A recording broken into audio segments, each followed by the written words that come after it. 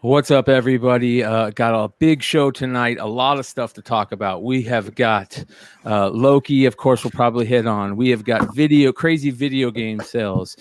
We have got comic book sellers striking back, and much more. Hang out with us. Tales from the Flip Side.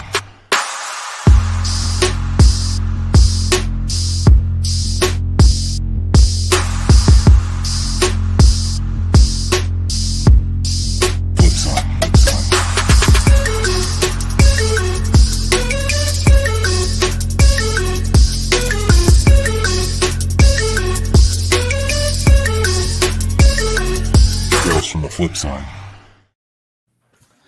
What's up, everybody? Thank you for hanging out with us. It is Monday night. That means another Tales from the Flip Side episode. We got a lot of fun stuff to talk about tonight. We got the CEO, we got Nico, we got John Z, we got Ben S, and Red Hood Joe has come to hang out with us tonight on Monday. We appreciate all you guys hanging out with us, including everybody that's here live in the comment section. Thank you for waiting for us, guys.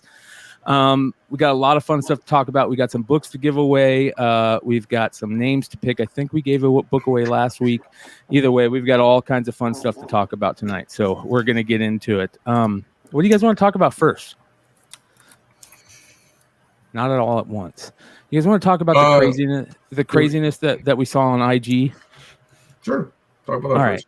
All right. So, let me see if I can find the. I'm going to go to the Tales from the Flip Side IG. If you guys aren't following Tales from the Flip Side on IG, there's a problem. Make sure you guys go and hit that up. Make sure to give it a follow. It's a lot of fun over there. There was a post that was reposted. I think we covered this story a couple months ago. Originally, I believe it was a post on the CBSI Facebook group. I have no fucking idea. It was certainly on CBSI. It was a repost onto CBSI's like a day ago. I saw it earlier. Morning. I saw it this morning and reposted it ish. But I think the guy who posted it or gal who posted it took it from someplace else because we talked a little bit about it. Well, I bet we've seen similar signs places. Nah, it was the same sign. We saw it. We talked about it, what, 6 months ago? I felt like it was about 3 to 6 months, sometime in between that time. Because I remember, I think we even had somebody that knew the store. Weird. Right? Well, it had to be recent enough that you could get in stores. Or it was so far long ago that it was like, I don't fucking know, dude. Yeah. It's hard for me to remember that it's 2021, frankly, but I'm just saying there was a visceral response from people like on Facebook, on Instagram. Like people were hot. I love some of these comments. And I was trying to defend, just to sort of like play devil's advocate and see what kind of like savagery I could elicit from the community. Whew. Lord, you had other LCS owners angry too. Yeah, there was some good stuff. As a matter of fact, I think I saw in one of our chats, let me see if I can bring that up. There was some people talking about some of the better comments, if I remember correctly. Let me pull that up here. I mean, you got to appreciate the font that the owner took, to create this sign. I don't think someone calligraphied this thing. Was it Bressa Frazetta impersonation? Yeah. I mean, at least he posted it rather than the ones that don't post anything, and then you get to the counter and they're like, "Oh, that's not that price." Yeah, that's you don't even know. This one, at least you don't have to waste your time. Yeah. Somebody said. So what inspired the repost from me, for the record, is that I experienced this at this like Cracker Jack rinky dink fucking con in Ohio that I got hustled into going to that I will never. I mean, I wanted to fucking puke. Wait, they did it at a show?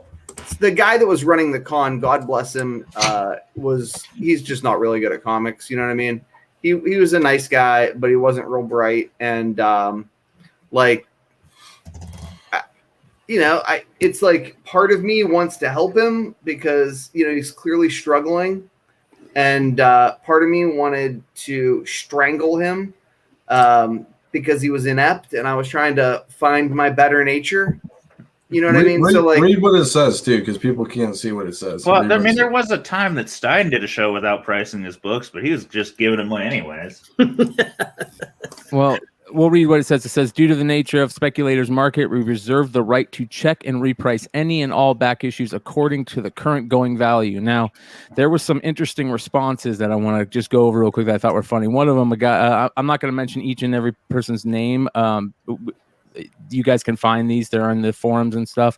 One guy said, I want to go to a place like this and bring up like 40 books, have them check them all. Then when they're done, just leave them at the counter. Another person said, if you really want to bust their chops, pick out every book you know they have overpriced, then request a price check on eBay sold prices in the last 30 days and demand a discount. Absolutely. That's a great one, right? I'd search out books they sold on eBay for like $1, then go insist that they lower the price.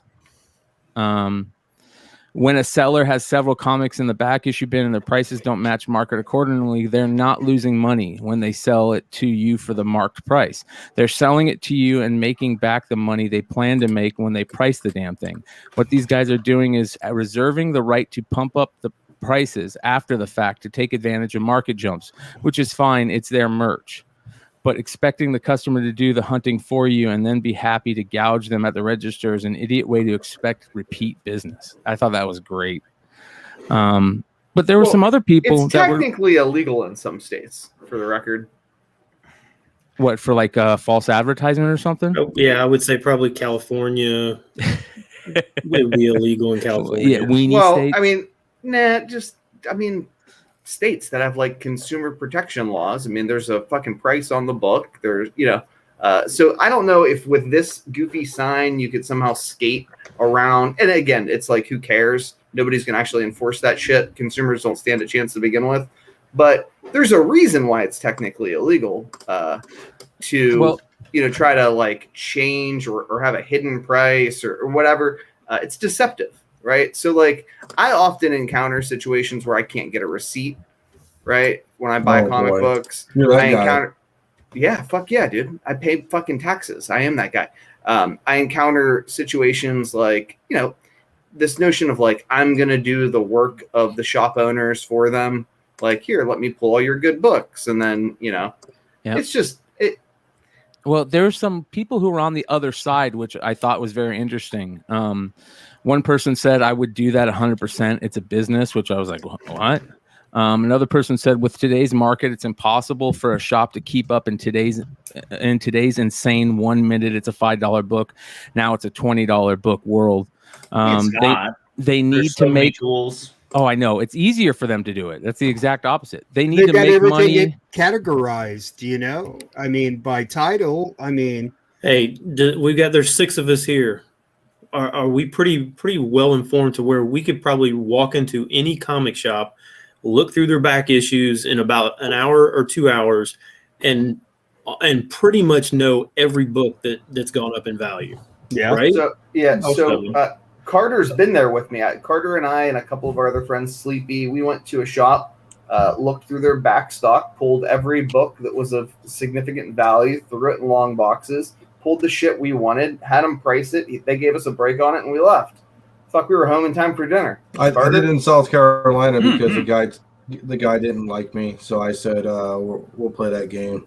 Unfortunately, that basement dig, Nico, we weren't home for dinner. It was like the end of the world. Yeah, but we got banned from that shop after the basement dig. Remember, I was never allowed back. How did they ban you? You were banned. I don't think they liked us showing video of the basement. Look at this. Look at this. They said that I made fun of them and ridiculed them because of the water coming down. He's not in the Pittsburgh area. You must have found somebody else. What's up? Somebody asked if you were in the Pittsburgh area. No, that's not. You look real familiar. You don't look familiar. Yeah. No, that's not him. Familiar. He looks like all like the child actors from from like the 80s. So the thing about these shops wanting to charge eBay market is there's only so many people that are actually going to pay that price for the book, and very few of them are actually walking in your shop. If it's a book that was $1 and now it's $40, you're not going to get $40 for it for almost anybody because there's only a couple hundred people are going to pay for the new hot spec most of the time. They're on eBay. You're going to see those sales. Most of the people that are buying at the shop either want it at a reasonable rate because they've realized they want it and they're going to pay X for it, or it's a flipper who's going to try and get the 40. Haven't you? I mean, I've always thought that shops, they should do I don't know, like there's some shops that have every book priced at or above eBay prices. Then there's the ones who are having so low. Why can't they just price? I mean, if it's a $40 book, why don't they put $20 on it, and they would sell every book that they have, and they would get these customers to continue to come back. They don't have to worry about paying eBay fees. They don't have to worry about returns. They don't have to worry about any of that stuff. It's sales. Right. Market below market price, and you would sell a whole lot more books. Yeah, I mean, your big keys, your giant size X-Men ones, your mega keys, you don't got to do that with. But these flash in the pan going to be hot for 30, 60, 90 days. Don't have them sit on your shelf and then become a $2 book again. It's about turning your inventory. I mean, and it's like there's an acceptable form of loss to you boys. I mean, it's like, you can't get everything, right? So you got to get the stuff that moves, and like, okay, you gave away $100 book, but if somebody spent $1,000 with you, who cares, right? I mean, like, right. The truth is, the vast majority of brick and mortar comic shop owners are terrible businessmen. They are they're fucking wackos who like have comic collections that are so big they are like, I'm gonna have a comic shop. I mean, they're not like MBAs or entrepreneurs, and I saw there's a handful that do it right. Well, and those guys crush, right? Yeah. And the other guys, they fucking cry about everything. I saw a comic shop on my travels this last week that was open from 9 to 5. So I'm sure they do a lot of sales from 9 to 5. Yeah, think about that. Like who shops there? Children, the independently wealthy, the retired, and guys on night shift. The Wednesday Warriors. Or the guys who were taking an hour lunch break who were like right there. That's about it. Have you, it's kind of along the same lines, have you guys been in some of these shops where that they've got like internet blockers or like cell phone blockers or something like that? Yeah. Like all of a sudden you look down and you have no cell service at all. Well, here's what sucks about that is I like to listen to like YouTube music while I dig. You know what I mean? I didn't know Key Collector had YouTube music. Hey, I could care less about that app. Most of my stuff is up in my head, but no, I know. Mine too. But I can't remember the last time I looked up a fucking book. I do that all the time. I can never remember a fucking thing. I run into something that's kind of like obscure, and I gotta look it up. I have to.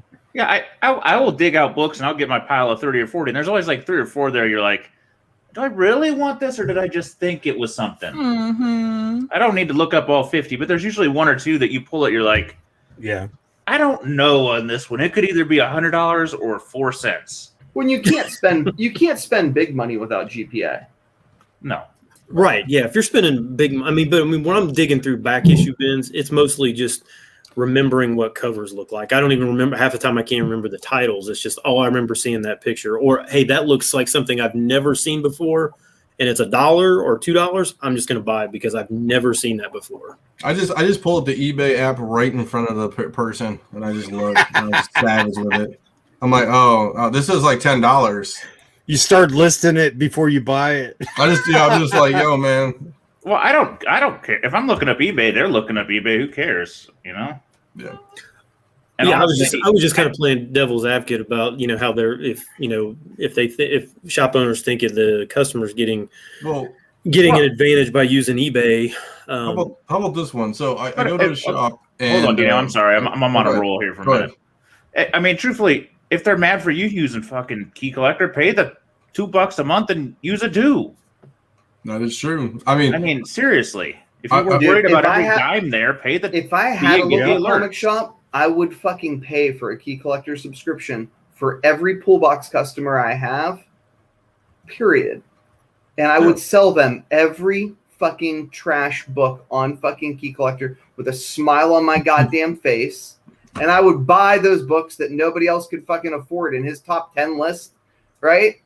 And it'd be like the greatest score ever. I don't understand this notion that like people want to die in a graveyard of like $6 books. Hey, it's a museum. It's a museum, bro.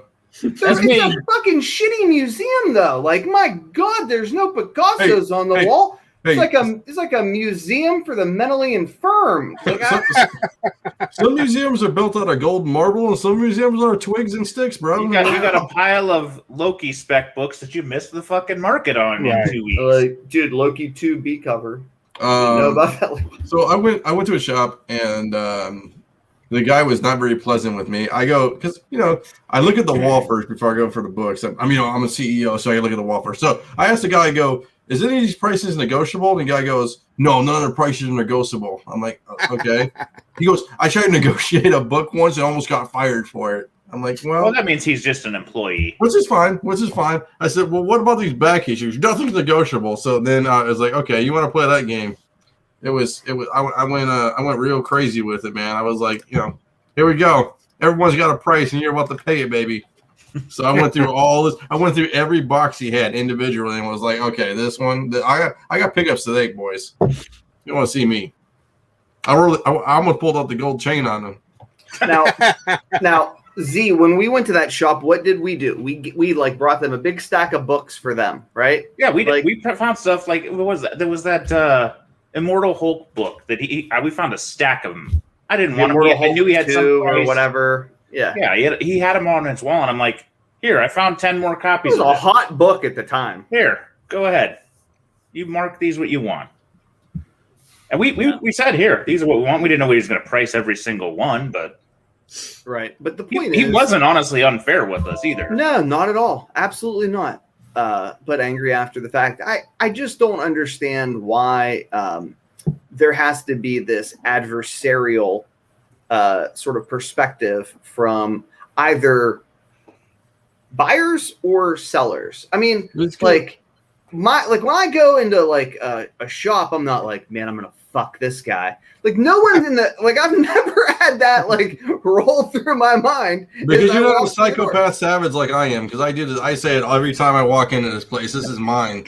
And B, no, it's because you know what the problem is. It's because both buyers and sellers are becoming more egotistical, where they got to think that I know everything about everything, and you have two people on polar opposites thinking they know everything about everything and can't bridge it in the middle, man. Like I'm just here to find some cool books. If I find some cool books, it's good. If it's not, then respectfully, I'll take the challenge on anybody who thinks that they know everything when I go into their store. But I think the thing is, like, comic shop owners want these unicorn customers that have a pull list of 30 a month and are just reading them all. They're not specking, they're not buying. Yeah, but that's not many a good people business, though, right? There's only some people that can do that. Yeah, it's a lot of money.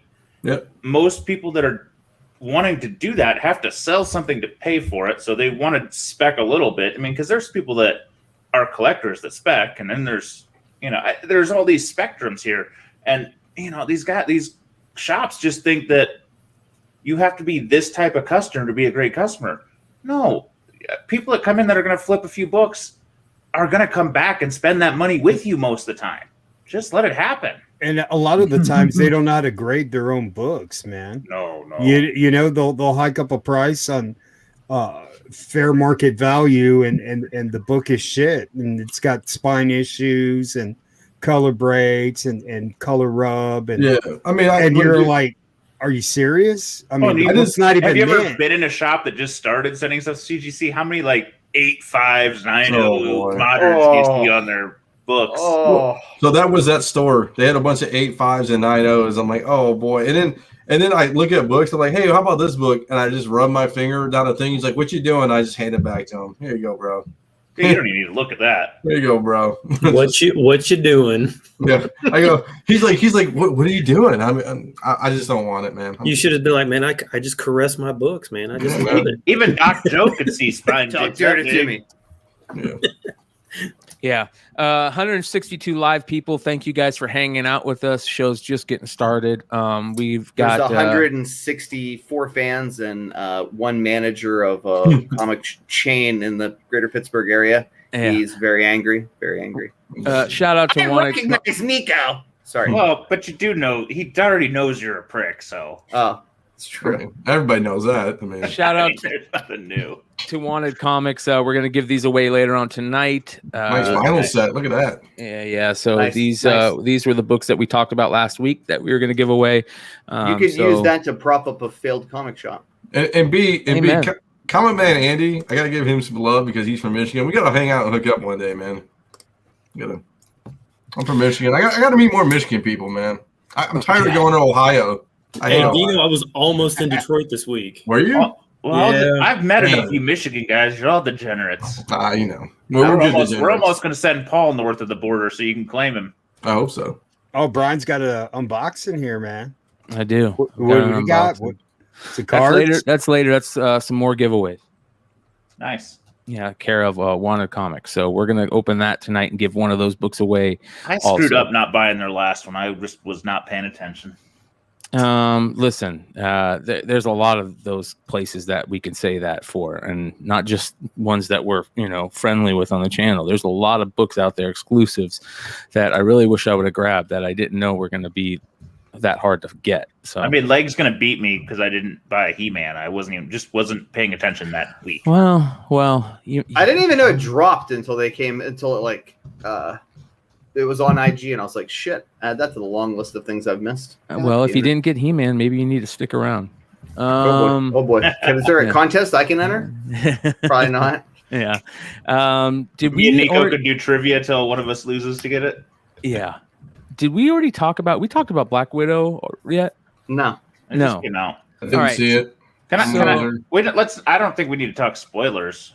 What are you talking about? There's no such things as spoilers on this channel, bro. I will say I have not done it until this movie, but I paid the Disney Plus fucking early premiere fee for $30. Yeah, my wife is going to do it too. Yeah, my wife is going to do it, and she's like, well, at least we can stop it because we have the baby and stuff. So, like, we can stop it, we can pause it, we can do all that stuff. I just didn't have 2 hours out of my time to watch it yesterday. Black Widow dies at the end because Yelena goes to her grave, so she dies. I will just say the experience was great. I won't pay that money for every children's movie, but I'm like, it's a Marvel movie, so I'm either going to go to the theater with at least 3 kids, maybe a wife, and then eat food there. I was like $30 versus 100. Hey, so how mad is everybody about Taskmaster? I'm pretty pissed off about that. I'll be honest. I'm super excited. I'm not pissed off about the chick part. I'm pissed off about the tech part. I'm super excited because a 9.8. I've been trying to get a 9.8 for like 7 years, and it's going to go back down to nothing. You know what? I think we all expected that. I don't know what everyone expected. I thought it was going to be Trent Mason or whatever the hell his name is, the black guy. Well, I just think the character. You know how many fucking copies of that graphic novel I bought? I'm angry at you. You made me buy that shit. You put a gun to my head, and you was like, stacks on buy stacks. that shit. So what do we learn from this? Nico doesn't know how to speculate. It just was what it was. I mean, the expectation it is. I mean, we should have gotten that Daredevil book or whatever. Wait, Deadpool book. Are you gonna use those to like when you're behind your table at a con to like use those to step up so you can see the customers finally over the books? No, I'm gonna throw them at people. Oh, okay, good. I will say Harbor stole that movie in my opinion. He was great. Oh yeah, he was funny, man. I mean, I wanted the trailer to live up to expectation, and he did it. Like, he was great. Yeah, the MCU. I like that. That movie's made a lot of money already, man. What is it, 80 million or 80? Oh, it was good. Yeah, it was good. I saw Fast 9 in theater, and it's kicking Fast 9's ass as far as dollars made, and that thing's a juggernaut. Well, Fast 9's in space right now, right? They went to space. Vin Diesel. I'm joking. Did they go to space? I gotta watch that. You can believe it. Hey, they know they jumped the shark, and they fucking nodded to it. It's about family, bro. Family, bro. Family in space. I took my youngest because everybody else was out of town. We got in the theater. A matinee at like 3:00. We had the whole theater to ourselves. Ooh. It was like we rented the theater for $30 and food included. I'm like, this is awesome. We were whispering for a few minutes. I'm like, fuck this. Why are we whispering? Let's just talk. Hey, so John Cena's Vin Diesel's brother? How the hell did that happen, man? I think it's going to look a lot like Nathaniel Richards and the little what's the kid's name? Harvey Iron Lad kid, the little white Iron Lad kid. Who's going to grow up and be the black dude who's Kang. You know what I'm talking about? It's going to be the same sort of trajectory. Yeah. Same sort of trajectory. Oh, boy. When it comes down to Marvel movies, it's all about those end credit scenes, and that's all I cared about. And I caught the end credits on YouTube for free. You dirtball! You didn't even watch it? No, I don't have time. Listen, I'm cheap. You're breaking my heart. I'm cheap, and I ain't got the time. God, so I don't do none of that shit. Hey, I will say the Disney Plus thing though. You do it, you've basically released it the whole time until it's free anyway. So it's not like you rented it for one night. Oh, that's what I was going to ask you. How long do you get it for? You get it unlocked basically. You've unlocked it until the general public gets it in 3 months. For life. Nice. See, I have roommates, so I didn't watch it at my house. I went to the movies, but I paid for it so they could watch it at my house. Don't treat your parents that way. I got kids that'll rewatch Marvel movies 4 or 5 times. So I'm like, all right, that was well worth it. You know what the crazy thing is that movie was supposed to come out months ago. So that ending trailer, that end credit scene was supposed to come out before we saw Val already.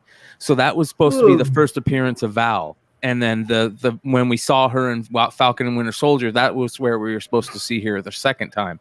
So it still worked. They didn't. I mean, that movie was supposed to be 18 months ago. Let's be honest. Can we talk about? Yeah. No, I'm sorry. No, it's good. Well, can we talk about the issue of are these the Dark Avengers? Apparently, 100%. U.S. Agent is Captain America. Black Widow is Black Widow. Whatever. I mean, is Ares going to be Thor? I know people have been buying Ares' book. I've heard zero to substantiate. Well, that's who it is in the fucking comic, right? No, thank you. I've heard zero to substantiate that there's going to be so much as the casting for that. I mean, they're not going to use Jane Foster Thor. Are they really going to put together a Dark Avengers-ish, Thunderbolt-ish team? And how do you do Thunderbolts without Thunderbolt Ross? Clearly, they made a point to make fun of the fact that Thunderbolt Ross is 80 pounds. Look like, hey, buddy, is this your third cardiac event? I mean, they're doing something there too, right? Oh, that's happening. Yeah. So it looks like Red Hulk. I would say at least they've got the groundwork there. For William Hurt to play that character. I think. What do you guys think? I think it's a mix between the Thunderbolts and the Dark Avengers. I think that's what they're doing. Well, somebody commented that they'll use the Abomination as the Hulk character. Look at this, man. They might if they're bringing him back in Shang-Chi. Yeah. People are hyped for Jane Thor Foster. I like this out here. Yeah, for the record, Yelena Belova stole that movie. Mm-hmm. Mama. She was so good. Mm-hmm. I mean, I had low expectations, and she was exceptional. I don't know what 9/8 cost or what books or the if you stick around for the market report, we'd talk about it. All right. Yeah, are they through the roof or no? Yep, they're decent. Do you guys do you have the video game shit? Do you know? Yeah, I got you, man. I got you. So talk a little bit about this. This is crazy. We didn't necessarily want to put it in the market report just because they were such big sales and was something that was just really interesting. Finally getting some monster sales on some of the video game stuff. Is that because the CGC is going to be grading them? I don't want to talk about that. Is that a bad thing? Well, anytime they do anything other than grade comics, for me, it's a bad thing. Yeah, but it's a completely different. Allegedly. I mean, it's not going to be comic. Well, it's still going to take resources from the people running the equipment. Right. Space, whatever the fuck they're doing, I don't like it. I want my books on time. Receiving and all that shit. I don't think it's. I mean, they're grading so many cards right now. It's not has nothing to do with comics. And for the record, I couldn't be happier. How are you saying Matt they didn't Nelson's take their best? People running the encapsulation machine and the guys that run the shipping. They have to break those departments up. They're not hiring an entire new team for all those tasks that They're going to have to. It's good at. It's not even it's like a completely different product. I mean, it's so different. I mean, is it at the same location? I don't know if it's the same location, but it's going to be new employees. Yes, it is. You don't. The graders are going to be new, but you don't just populate a new business with 100% new employees. You take some of your high performers from the other location, the other business, and you put them there, train and mentor. Yep. So don't tell me that there is no effect on these other businesses when they do this. So the only good news is Matt Nelson's promotion. I like that guy. I think he's smart. Legitimately, I really do. If anybody can get that thing working, I believe it's him. Hey, Jay-Z's going to grade all of them, so that's who's going to grade them. So, anyways, 8 problems. Getting back to it, I mean, I don't really see that. I mean, none of us could put any comic grader has nothing to. I mean, basically, you would have to start completely fresh. We're talking the graders. There's no way that they're going to take their top graders. No, it's not the graders. Comics, or even it's the lady answering the phone. Ben, the percentage of the employees that are actually graders is probably 10%. The human resources people, the recruiters that are trying to hire these people with these bonuses that they can't put people in jobs, just like every other business in the world can't get people for these, just repetitive task jobs. Now they have to fill 20% more of those jobs. They have the same HR team to do that. I don't care about the 3 graders that it affects. They're staying on comics. It's everything else. Yeah, but it's not slowing the comics up. The comics are slow right now because there are so many people. It's really no different than the cards. I mean, no, okay. You're the HR person. You're the HR person for CGC. You had 10 openings for CGC comics, but now you have 10 openings for CGC cards and 40 openings for CGC video game grading, 3 graders and 10 shippers and 10 minions. You now have to fill 50 jobs that are all still mostly not high paying jobs. But I mean, of the people that are just of us 7 here, I mean, there's probably half of us collect cards and comics. But I mean, most people that are going, hey, I'm going to go for a comic grading job, have no idea about cards. They definitely have no idea about video games. So the people opening the mail have no idea about either. Like that's my point. Am I crazy here?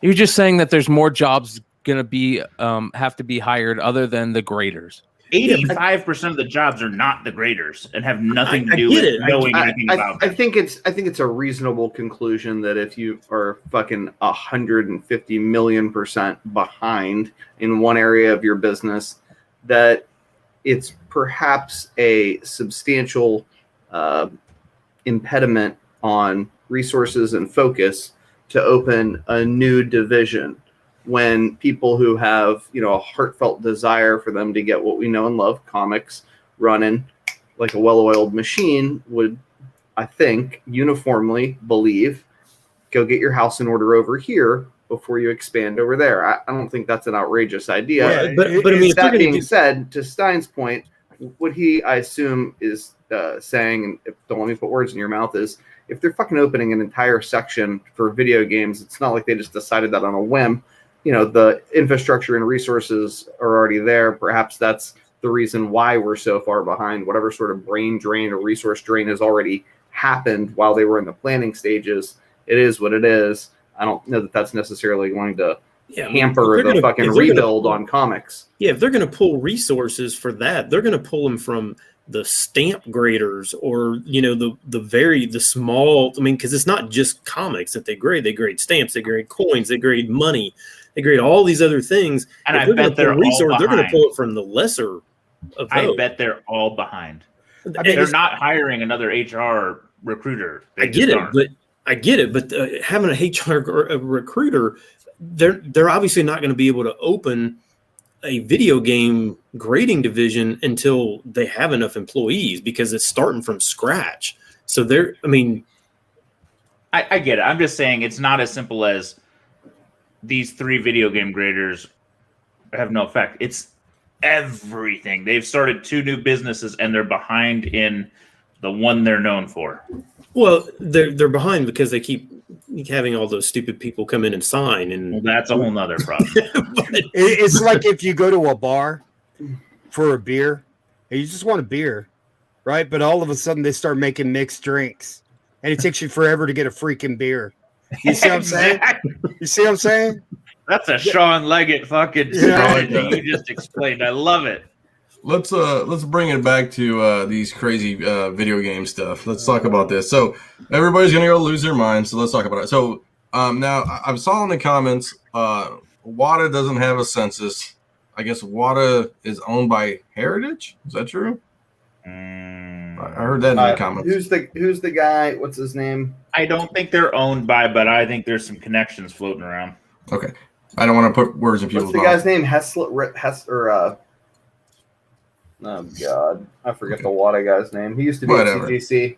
Yeah, sure. I don't fuck with video games. I tried to get Z to let me do it a couple different times, and then he doesn't like talked me out of it. And he's like, "Don't fuck with that." Okay, well, I think it's a heavily manipulated fucking market right now. Yeah. So nobody knows anything up. You don't know how many copies of this there are. You don't know how many are sitting anywhere. You just don't know anything. Yeah, we were about 2 years too late. If we had gotten in 2 years earlier, I think we'd have been all right. Could you imagine if the OA, the video game art? But anyways, let's go to Legend of Zelda. I know. Legend of Zelda WATA 9.0 A sealed, no Rev A, round SOQ, which means some shit. Early production, NES Nintendo 87 USA package. So it sold for $870,000, which was the record. That's gonna be hard to put in a eBay listing. Yeah, it's gonna be hard to put in a Nintendo like that. Yeah. Hey, $10 shipping. Yeah, $10 shipping, bro. So basically, this was the record on what's today, Monday. So that was a record on Sunday or Friday or something, and then today or yesterday, I guess, a Super Mario 64 WATA 9.8 A++++ sealed.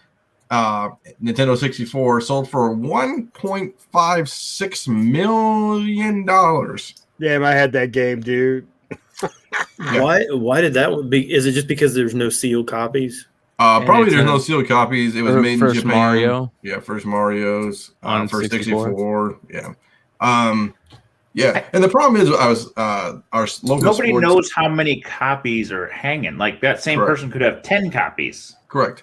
And the thing too is like on my local sports team or my local sports radio show was talking about this because they're in the collectibles kind of, and they were like, do you because people are pretty novice when it comes to that in that group. They were like, do you open it? Like, no, you don't open it. But it's like the thing is 1.56, and it's like one of the guys who collects like cards and stuff. He's like, I'm mad because I had these games. Everybody had this game. Like, and of course they did.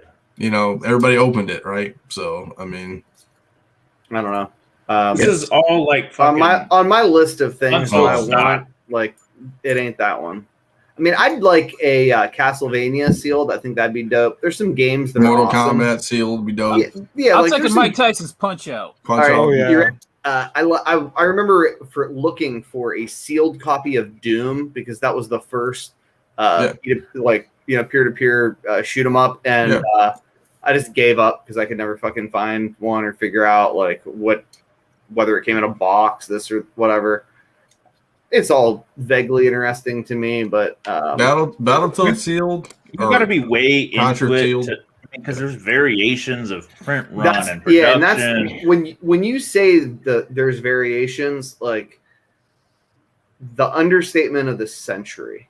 Well, like some of them have the hang tag taped to them, and some of them have it built in the box with cardboard, and some of them are round hang tags versus the T shape. I can't even figure out fucking original posters that actually have serial numbers that you can look up on a website. Like, you start getting into games, I'm way out of my comfort zone. Yeah. There's some more modern games I've kind of looked at as taking a spec flyer on, but I still I'm uncomfortable at it. You trying to do Halo? What are you trying to do out here, man? Newer. Okay. Well, isn't that what's the one that all the kids play? So the two that interest me. Not Call of Duty. What's the other one? Fortnite. A sealed Fortnite's worth some money. And Minecraft would be decent. But Minecraft is a PC game first, and that's a whole nother ball of shit. But PC came in boxes or CD cases. I know, but those aren't as popular. Bullshit. I have some coming up in the market report too that we'll talk about. Hey, there's a sealed Super Mario 64 VGA 80 for 35,000 and nobody's biting. So what's up? That was a 9.8 fucking perfect. Yeah, that's perfect. Yeah. Well, yeah. Who knows? Water, and what's the other one? VGA. They don't use the same standards of anything. Correct. Right. Well, and the other thing too is like crying about one of them. I can't. So Carter, that'd be like a Star Wars Heir to Empire, like 9.8, and then somebody selling like an 8.0 for like $100,000. You're like, well, nobody's. Okay. I mean, I don't blame CGC for getting into this business if there's fucking money things that are made. sealed in a box that are selling for 1.5 million. They can do some serious walkthrough business with that shit, but yeah, it's way less intensive to grade. I think once you got people that know it. I mean, you don't have to flip pages, you don't have to count shit. I would have thought that they would have went into a market that is like Wada's. I mean, they've got a backing now, so CGC is basically coming in like CBCS did. I mean, they've got years now of grading this stuff. I would have thought they would have came into a market like grading vinyl, VHS tapes. Yeah, VHS tapes, something that nobody else is doing. Yeah, that VHS tape thing is a fucking. I really am. I'm waiting for somebody to start grading vinyl. I told you I had a shop owner local. I was going to throw some money in if he ever got the shit together. He was going to do it 8 years ago. Not to belabor the vinyl issue. Apparently, there are, and I was unaware of this, super short print releases coming out of a couple different shops that like the criteria is. Have never been, put on wax before. And then all that people want are the fancy records that are like colored or like artistic and so forth. And they'll do print runs of like 20, 50, 200 and sell them for a couple grand. I got a friend who's into like what I like to call scream and punch music. I don't know what it's called. You know what I'm talking about? Like the heavy metal or they like speed metal, like where they run around and like punch. Yeah. Mosh pit shit. And like he buys that stuff for a couple $1,000. And I'm like, I call it pulling the lawnmower. Yeah, those guys. Yeah. But they pay like a few stacks for like rando like wax. And I was just like, what? So there's money in it already. Real talk. I thought VGA was like the top. I never even heard of WADA. WADA took over recently, I think, in the last couple years. WADA's the guy from CGC. Like, dude left CGC and started WADA. I forget his name. Yeah. Okay. This is a great point here, JJ Maxwell. For those of you guys that don't know, JJ is one part of Dark Side show on the network. They do great Star Wars stuff over there. But JJ says the problem with grading vinyl is also that vinyl collectors often listen to records. The culture would take some time to shift. That's the same with video game collectors. I was listening to a video game collector that I follow on YouTube the other day, and he was saying exactly that. He's like, grading video games is bullshit because so many video game people just want to play the video game. So it's like a totally different subset of it. They're probably like the majority of them aren't real like huge video game fans. They're just collectors. You know what I mean? Yeah. So well, there's also, I mean, listen, record is a whole nother bitch because you got the sleeve, you got the the fucking inserts, you got the vinyl itself, like, and do you display it sealed? Do you display it separate? I had a lot of conversations on this topic. Trust me, different sizes, different thicknesses, different. There's a fucking monster. Let's give one of these books away real quick here. Let's do this. Yeah. So this is for the Wanted Comics vinyl set. Oh boy.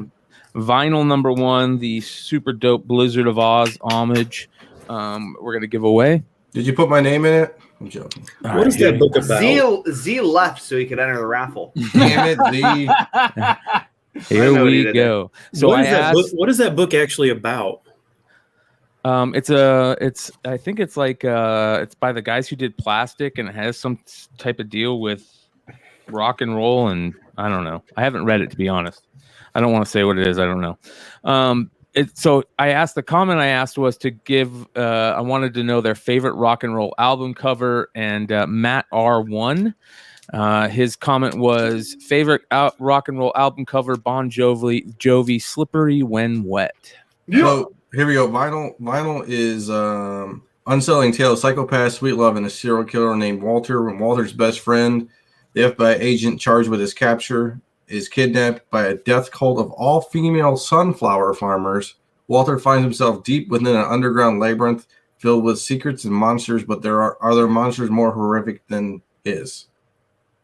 So Interesting. That's what it's about. It looks like Fire Marshal Bill, right? Yeah, Jim Carrey. does. It does. Let me show you something. Shout out to John Gallagher and Wanted Comics. Matt R, please hit us up at Tales from the Flipside on IG or at Tales from the Flipside channel at gmail.com. Let us know the books you won and your contact information, and we'll get those sent out to you. Hopefully you're chilling in the live chat tonight. All right, let's get on to you guys want to get into our next topic? Sure. All right. So this is something I totally forgot. I wanted to bring up with you guys. I was going to save this for something else, but I just thought it was too cool to talk about. I think I talked about Simpsons last week. I think we talked about Simpsons. We talked about it somewhere, and kind of talked about how there's a lot of really good Simpson covers out there and stuff. Well, I forget what I was doing, but I was looking for something, and I started going through Teenage Mutant Ninja Turtles books, and a lot of people forget about those Teenage Mutant Ninja Turtle adventure books and some of the amazing covers that were on that that actually absolutely just blew me away. So I'm going to bring those up. These are some really cool books that I think people, covers alone, like you know what I mean, like this is a dope homage. Peter Laird, this is from Teenage Mutant Ninja Turtles Avenger, The Higher Run. These are just some dope covers that people might not know about. Some of I these didn't know about that one. Yes, some of these are hard to find. This one's really cool. Obviously you guys all know the homage to this, the Hulk book. Pretty cool. This is I believe this is an homage to another Turtles book, right? So homage to Casey Jones, first Casey Jones. Raphael. So that's really cool. So that's Teenage Mutant Ninja Turtle Adventures number 9. This one is pretty cool. Here's your Wolverine style reflection in the sword or claws with Leonardo. This is Teenage Mutant Ninja Turtles Adventures number 41. And again, this is all from the Archie series. They're all Archie. So I love Alien books, and there's 2 Alien books in this set that I really want to get. That is super cool, Brian. Yeah. And that's not really expensive. Even the newsstand's pretty cheap. Yeah, a lot of these are not expensive. They're not expensive at all. Some of them are in the higher once you get up into like the 50s and 60s, the late 50s. The high end. Yeah. The later part of the run are really dope. But this cover right here is super dope. Yeah, this is badass. Issue 50. It's got a poster inside. Just a great cover. Really cool stuff. This they all one have Canadian editions? I don't know. Yeah, I don't know. The early ones did. This is a really cool UFO cover. So I'm into UFO covers. This is number 12.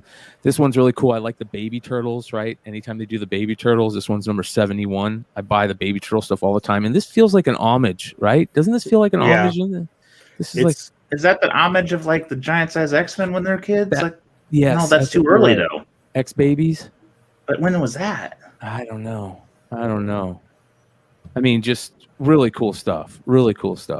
And then this one, I thought this was interesting. I was hoping Paul was going to be here because Paul always talks about, I forget which issue he always wants the second print where it's got April and she's got the cleavage. TMT number 4 second print? I think so. He's trying to find a 9.8 of that, but this was interesting. Yeah. I mean, that's a pretty risque April cover, right? It's kind of like because I think it's a Christmas cover or something. Yeah, it's like Justin Timberlake and Janet Jackson style right there. Yeah, right? This is the Janet Jackson variant of Teenage Mutant Ninja Turtles 29. And then this is the last one. I thought this was kind of cool. Shredder sitting up top on a building with Splinter on a mousetrap. Yeah, so that was just a quick little jump into some interesting books that you might not know about. So just based on cover alone. But there are some books in here that I think are could be really big spec depending on where they go with this whole future stuff. And that's all I'll say for now. All right. You guys want to get into market report? Wow, we're there already? That's Well, good. unless am I missing something else? I'm really Loki. Loki. All right. 192. Thank you guys for hanging out I with did us. not Please watch hit this that like week. I'm button. gonna have to sit out. Oh boy. Oh, get out of here. I heard my kids suck at Mephisto's this. coming out. Get ready for Mephisto. Oh, boy. Episode 6, man. It's on, dude. Oh boy. Well, one of the things that I thought was interesting. Well, obviously, this is the best episode yet. I mean, there was not an episode that even touched I'm gonna this. do it. I don't hear you. Okay. Richard E. Grant stole it, I think, especially with the end. Like, he totally stole that whole episode. So the funny thing is, I talked a little bit earlier about how they did the end credit scene for Black Widow way back 18 months ago, and it was supposed to come out first. Well, I saw that on another video where they were talking about what the episode 5 of Loki, where they said that when you saw the frog, Thor frog, that was actually Chris Hemsworth's voice that they recorded. Yeah. He recorded. Yeah, he actually had other things that he was supposed to play as the frog. There was supposed to be a scene when Loki was sitting down and reviewing his life. There was supposed to be a scene that we'd never seen before where it's Thor as Throg just beating the crap out of a full-size Loki. And Thor did vocals for it, but they cut it just because it dragged too long in the scene. So I thought that was really freaking cool. There was so many cool Easter eggs that just hit home. Like, everybody was like, just really loved the Thanos copter. That was amazing. awesome. That was awesome. Yeah, there was a lot of stuff I didn't even recognize too. Did you guys see the Yellow Jacket helmet? Yeah. And Yellow Jacket's coming back for the Ant-Man, right? Yep. So they announced that actor he's coming back. What do you guys think? What the hell is going to happen next episode? Listen, I don't think it's going to be Kang as the big bad. I think it's going to be King Loki as the big bad. But I think Kang's going to be at the end credit scene. But I still think there's a chance for it being Kang. A little chance, but not big. A little chance. I mean, Stein, you would want it want it to tie into one of these movies, wouldn't you? You know, I mean, they tied in Falcon Winter Soldier with Contessa at the end of. They kind of zigzagged it. Falcon Winter Soldier into Black Widow that goes into the Hawkeye show.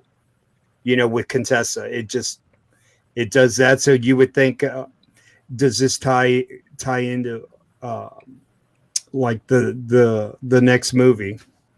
I mean. Yeah, you would hope it ties into something. They kind of said, I mean, they kind of told everybody up front. They're like, look, this is kind of its own thing. It's not really, it's the Loki show. It's not really, you know, supposed to be like a lead into a movie or anything like that. I think always Loki. I think we if you guys haven't learned it, if people haven't learned from the last two shows, they're not giving anything away on these TV shows. They're just not doing it. Do you think this Loki show is kind of preparing people to understand the multiverse with all these different Lokis popping up, that they're kind of just like preparing you for what they're about to do with Spider-Man and Doctor Strange? That's probably true. Right? So they're kind of like training you to be ready for it, you know? Yeah. But I mean, I think that I really just think that this show is just basically just, you know, trying to showcase, you know, just Hiddleston as an actor. I don't think it's anything more than that. Giving him a grand hurrah. Yeah, I mean, it's. Well, he's going to come back for there is a season 2 that's confirmed. All right. Season 2 is coming. And a lot of these things they're supposedly setting up a lot of stuff for season 2.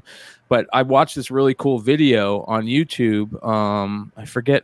I'll give a shout out to these guys. I'm not going to play their video because we'll get copyright stricken, but I can show. They're called the New Rock Stars, and this was a really cool video that they did because they took all the shots from the trailer, and there's still shots from the trailer that haven't been shown yet. So they definitely in the finale, and this is one of them. And this is the King Loki scene, right? So we still haven't seen this scene. It starts off from way back, and you could see the whole throne room and stuff. So I think that this is probably them going into that castle, right? And then the castle part that's really cool that just blew me away, that I couldn't believe when I saw it, was this part right here, because this is a shot from the trailer, right? and May 5th, or from the opening, either the opening or the trailer, and on May 5th, it looked like this.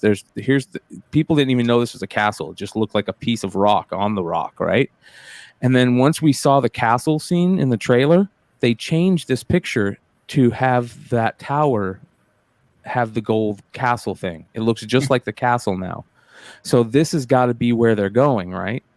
At the end of time, that thing at the end of the time. So those are just two really cool things I thought were super interesting that we still haven't seen yet that are coming. I think this is a great this whole idea of like Loki should be done from the MCU, but giving him somewhere to continue for a character that people really like is kind of great. Didn't they retcon his death, or when Richard E. Grant said that before Thanos was going to kill him, that he did some magic and he floated out into space, and that was his Loki. Oh, okay. Not another Loki, just the Richard E. Grant one. Oh, okay. So yeah, so that's why he got so old. They told this Loki, but they told this Loki how to cheat death, right? Right. I think that's what you're trying to say. But this Loki isn't This Loki isn't the Loki anymore. That's true. He's a different Loki now. If he returns real time, right? Well, and they get rid of the TVA and he returns back to regular time, he can cheat death. Sure. I don't know. And I think it's a character they'd love to have back. And don't be surprised if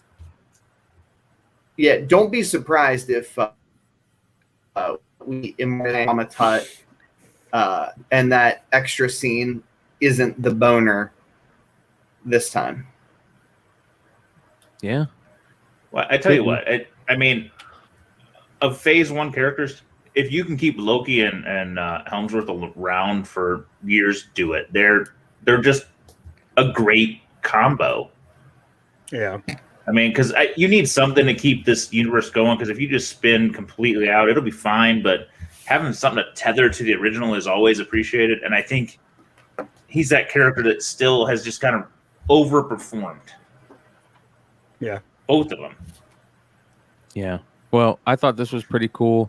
I agree with this. What Nostalgia says, that Renslayer, TVA, the Kang on the side of the building, Alioth, Limbo, all have ties to Kang. So that's the only reason that makes me think that they're setting up something for Kang. Whether King Loki is sitting in Kang's castle, he just found that castle once he found the end of time, and he's in Kang's castle, and Kang comes back and why are you in my castle? Whatever, that's the type of thing. But I do think there's a much larger percentage that we're going to see King Loki as the bad guy, because if said, they throw Kang on there, then I will, on Friday's Hot 10 show, I'll have a sign that says I was wrong. You dress up like Kang, man. Yeah, there we go. I'll do something stupid. Some Ben. I wear a dunce cap or something. I don't care. This episode's going to be really awesome or really bad.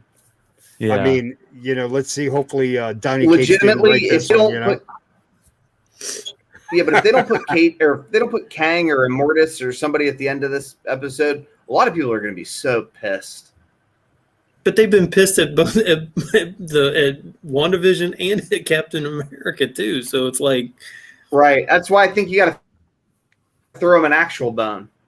Well, you know what? I don't. You know what I mean? Just a little bit of something. If Marvel is smart enough to fucking outsmart all of us, awesome for them. So are they trolling us? Let's do something that the fans make them think we're going to show them this, and then stick it right back up the fans' ass. I don't think they're trolling us. No, I don't think they're. Because that's kind of how it feels. Like we're going to make you think that all of these things are going to happen, and then we're not going to do it. I think it's the opposite. I think they have a team over there that is going, hey, any Easter eggs that we can find, put them in there. And I think sometimes they don't realize that we take these Easter eggs as story, where the story's going next, and then they throw us for a loop. You know what I mean? Also, that's a good point. Because they didn't show it today doesn't mean they don't show it tomorrow. Yeah. That's true.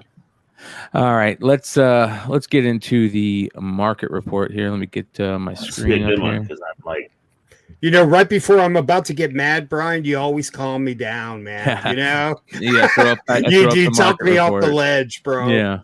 All right. Before you start here, John, I want to remind everybody. So, for those of you that love the market report, we are releasing past market reports as clips. I'll be doing a dump here shortly of a ton of old market reports, and then we'll get back into the stream of things where we put out the last week's market report.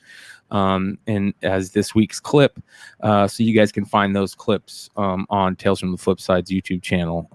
There should be a playlist of them. So, all right, have at it.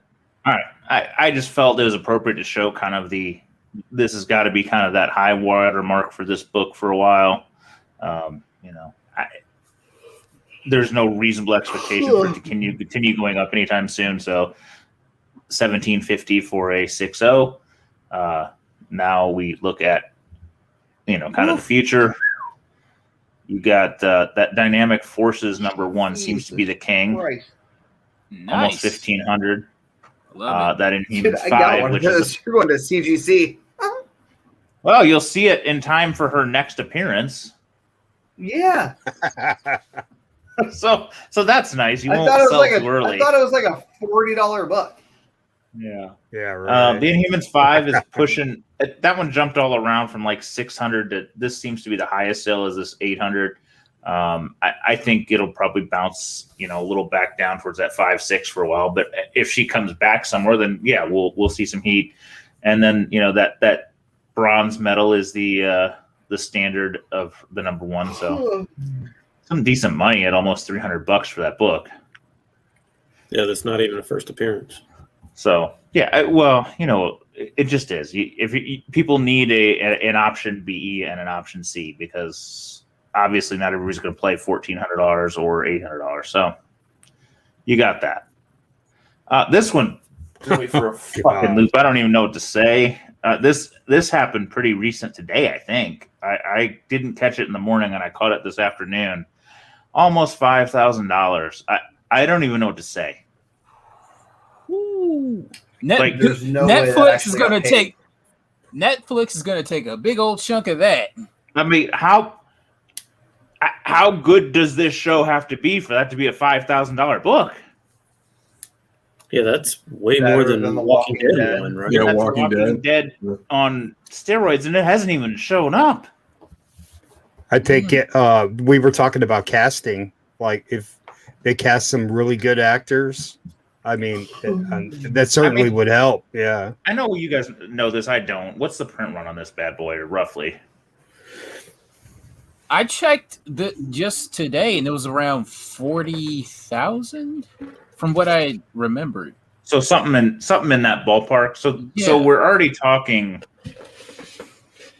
8 to 10 times more than the original Walking Dead as far as print run. Well, there's different covers. How many is the A? Do we have any idea? It's got to be less than the Frism. We're not talking 3,000 to 6,000 though, right? Hell no. Okay. Somebody said 780. I'm just trying to put it in perspective. I'm not trying to hate on this book. I'm just saying this number is like. This is when Nico scores a hot girl. He outkicked his coverage. This book is outkicked his coverage. Oh, wow. Yeah, it's true. That's true. That one time I did it. She liked me more than a friend. She liked me more than a friend. Oh, man. I love throwing the 99s in here. Old label 99, OG 99. Ooh, so that's a 10 now. That's not a game you want to play. Let's crack it out and see who's living dangerously. Should if probably be a anybody cracks out a 9.6, 9.9, they should be shot because that is just stupidity. You take the fucking heaven's gift of a 9.9 and move on. It's not even a newsstand, bro. It's not even worth $5,000. Yeah. It's not a red label either, man. That's like a bastard 9.9. Somebody watching the show that bought that book is probably cussing you out right now, Dino. I'm not hating on the 9.9. I am. Yeah. It's a unicorn. And if you love Spawn, that's a book to have. I was talking to Ozzy because we were looking at Batman books, and I said, well, you could afford a Killing Joke 9.9. He's like, I hadn't thought about it. And then he goes, there's a red label 99. I go, yeah, you want the red label? Hell yeah, you do. That's more rare. Don't care. No. This one, I don't know anything about it. I tried to do some quick research. It is a sampler edition. I don't know too much about it. It's hard to find. I'm sure the chat's gonna love this one. Somebody knows something, but it seems to be an independent. It says celebration of diversity, but I think it just means in comics. It's not the same thing it means now. It's got a lot of like folks in there. You see Beavis and Butthead, you see Bone, but the catchphrase I keep finding when I was doing research on this is early Hellboy, but it's post Next Men 21 even, so it's not that early. Is that Jar Jar Binks on the cover? On the right? That is right. That looks like a velociraptor. Dinosaur. That's a velociraptor. Oh, okay. I thought it was Jar Jar Binks, man. So I can't find anything, at least on the quick search on the print run. I stumbled on this pretty late in the show. Anybody has something in the chat, please throw it in. I gotta assume it is super scarce and hard to find because that's an unrealistic price for such a late appearance. Like this is 94, so I mean it's past the big three. So I got a stack of them in the back. Is that okay? What? I got a stack of them in the back. Is that okay? Yeah. Is that a crow on there too, John? It's got the crow. It's got Beavis and Butthead. It's got Bone. Yeah, I mean it seems like one of those doing Marilyn Monroe. P-Dubs, what up? Yeah, you guys say, hey, we're gonna start at 9 p.m. Pacific. You did great, Paul. Damn it. You missed the turtle stuff. Yeah, What? you did. Rewind for me. Nobody cares.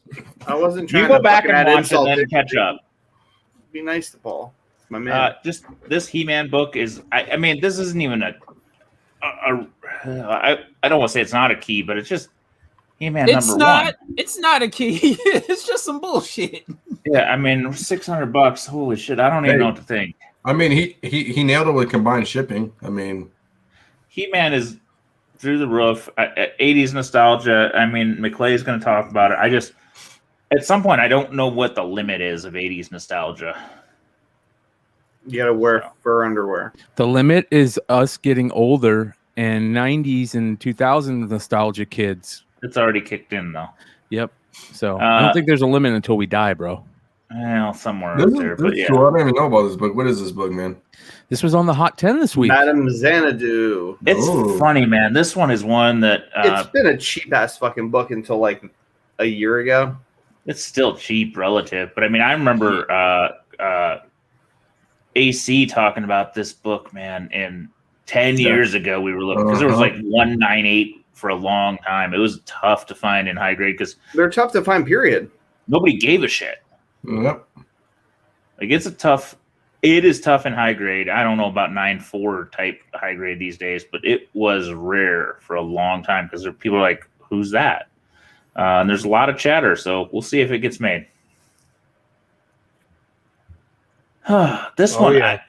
I didn't realize how expensive this bad boy is. Star Wars 81, The Return of Boba Fett. Yeah, I think that's down, isn't it? I don't know. Probably. I think that was on our Pro Spec 10. Yeah, dude, I think this is a real fucking cheap compared to what this book was at the end of the Mandalorian season 2. But I mean, for it to still be hanging this high? Well, because of the Book of Boba Fett. Yeah, you know. This thing might double for 1 week only, and then settle back down here. So I actually, if you watch through here, there's a theme of books that I'm surprised are still hanging around at pretty significant numbers. So I think this was like an $800-900 book. Shame on me for not looking it up. JJ Maxwell did say it's down for Star Wars 81. So right, and I think it's going to pop back up. Now I don't know how long it's going to stay up. Yeah, see, JJ's the man. Oh man, yeah, Right? Buy on the dip, man. But because the way they describe the Book of Boba is that they're going to talk about how he crawls out of the Sarlacc pit, blah blah blah. So they alluded to it obviously with Bullet's appearance in The Mandalorian, but you didn't quite get like the actual story. Yeah, so this book is the retcon. They bring him back to life, man. So that's a thing with the I think all of Star Wars defies my logic for as high as it is, and I just think I underestimate how much crossover there is into comics from the Star Wars general fandom all of a sudden. Look at all these people. All these people know about Star Wars. Thick book too. A lot of corner rips. Nah, the book's a bitch in high grade for the record. I got a lot of copies. None of them are 9/8. Does anyone else laugh every time they see Harrison Ford these days? Like, I feel like he just hates Star Wars now. Like, just leave me alone. I'm old. He always hates everything. He's always hated Star Wars. That's the thing. Dude, I'm telling you, Indiana Jones #1 and the last issue of Indiana Jones are buys. And when Indiana Jones 5 or whatever the fuck, I don't know if you count Crystal Skull or not, hits the screen, people are going to be buying those books. That's not a bad. And they're going to be regret buying those books. There's some tough to find miniseries in there. I feel like one day Harrison Ford's going to go Liefeld and just be like, I don't sign Star Wars books anymore. I don't think he does many signings in general. No, remember we talked about his angry signing. It was like $750 million. Or you know what? He doesn't have to give a shit. He's like, you want me to sign it? It's going to be cost you a fucking arm and a leg. He wants to be fly his planes. Yeah, he's too busy saving people lives in helicopters and shit. So it's that hatred for Star Wars that saved his career and propelled it. CBC, CBC. I don't want to say it's equal. One's Sunday night, one's Monday. The CBCS is Monday. One's a one bid auction, but I mean that's a significant price. I think it's important that we occasionally show the inequities of CBCS so that whenever Dennis pops on and I'm not on, for him to bully everybody else on a fucking panel, we can come back with demonstrative evidence of the inequities. Well, I think it depends on the book. I mean, if you're playing a mid-tier book with shit tons of copy, don't buy the CBCS. Well, can I say something? Like, that's the old CBCS label. And so their new slabs are really, really nice, man. I don't care about that. I know. But Jesus Christ, I don't feel like waiting a year for my books, bro. No, I don't either. I'm just saying there's still some inequity in the market. I could get hit by a truck in about 3 months and my books would still be waiting to be graded, dude. Like, I don't have a dog in the fight. Yeah, I don't give two shits, man. I've got my ass kicked on CBCS. Got my ass kicked on CGC. I got books sitting there that I won't see till next year, probably, even though they're I got books coming back from CGC that have been in Tampa since July 2nd and haven't moved. Like, I'm like, fuck. Am I going to have to file an insurance claim? Like, wait, what is July 2nd of this year or last year? This year. Like, they're graded, like, on their way back to me, and then it's just July 2, Tampa. So in all honesty, both of you have dogs in the game. The Florida Postal Hurricane Service is terrible. The Florida Postal Service is notoriously bad. A lot of retirees end up there waiting to retire. Nice. Little inside scoop. You're gonna have a hit put out on you, man, with the postal workers from Florida, man. Here comes the union. Listen, I'm not gonna say a CBCS is gonna kick every book's ass, but a book like this where there's how many fucking 9/8, you know. Same to me like ASM 300. Why would you're going to pay a premium for the CGC? Yeah, and why would you run a freaking auction on this? I know. I would not sell my CBCS 9/8 short like that. I would never do that. Dude, no auctions for CBCS. Right. It's like a no auction lifestyle. I think we're going to see some changes in the next 6 months because nobody's going to get CBC or CGC books back. Like these modern, whatever comes out in the next 6 months.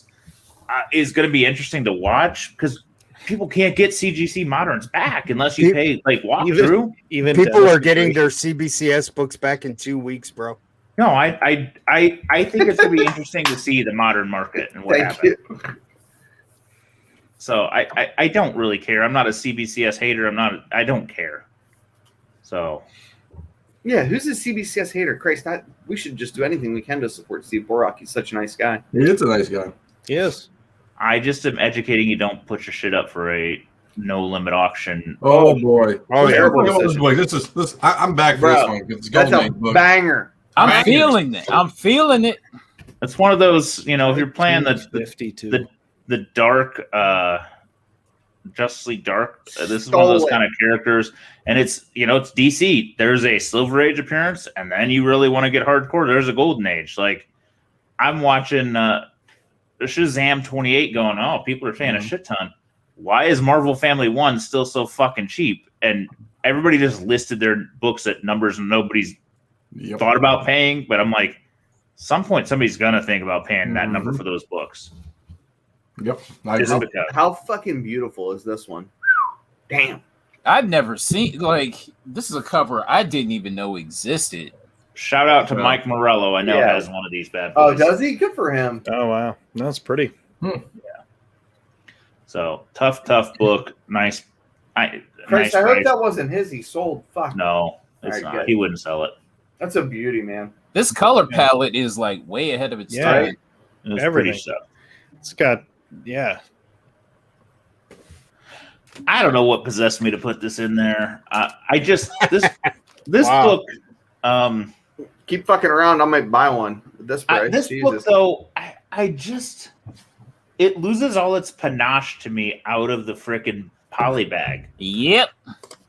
Like I know it says it's a platinum, and you could see a little bit different, but the stark difference between the red and the platinum in the black is what makes it pop. And I think that's why the 9.8 platinum isn't a shit ton higher, because you just don't get the pop, I don't know. Because that's like a book that defines our generation. For the worse. But I legit thought that nobody would care about Ultimate Fallout 4 out of the bag. So what do I know? Yeah, I don't know. You put that next to a standard, it doesn't have the same vibe. Yeah. So it's a vibe out here. I like it. Yeah, whatever. This is a book that is all over the place, man. I wasn't sure if this was high or low, and I looked, and it is over the last several months. I know there's newsstands in there, but it's not all newsstands versus standards.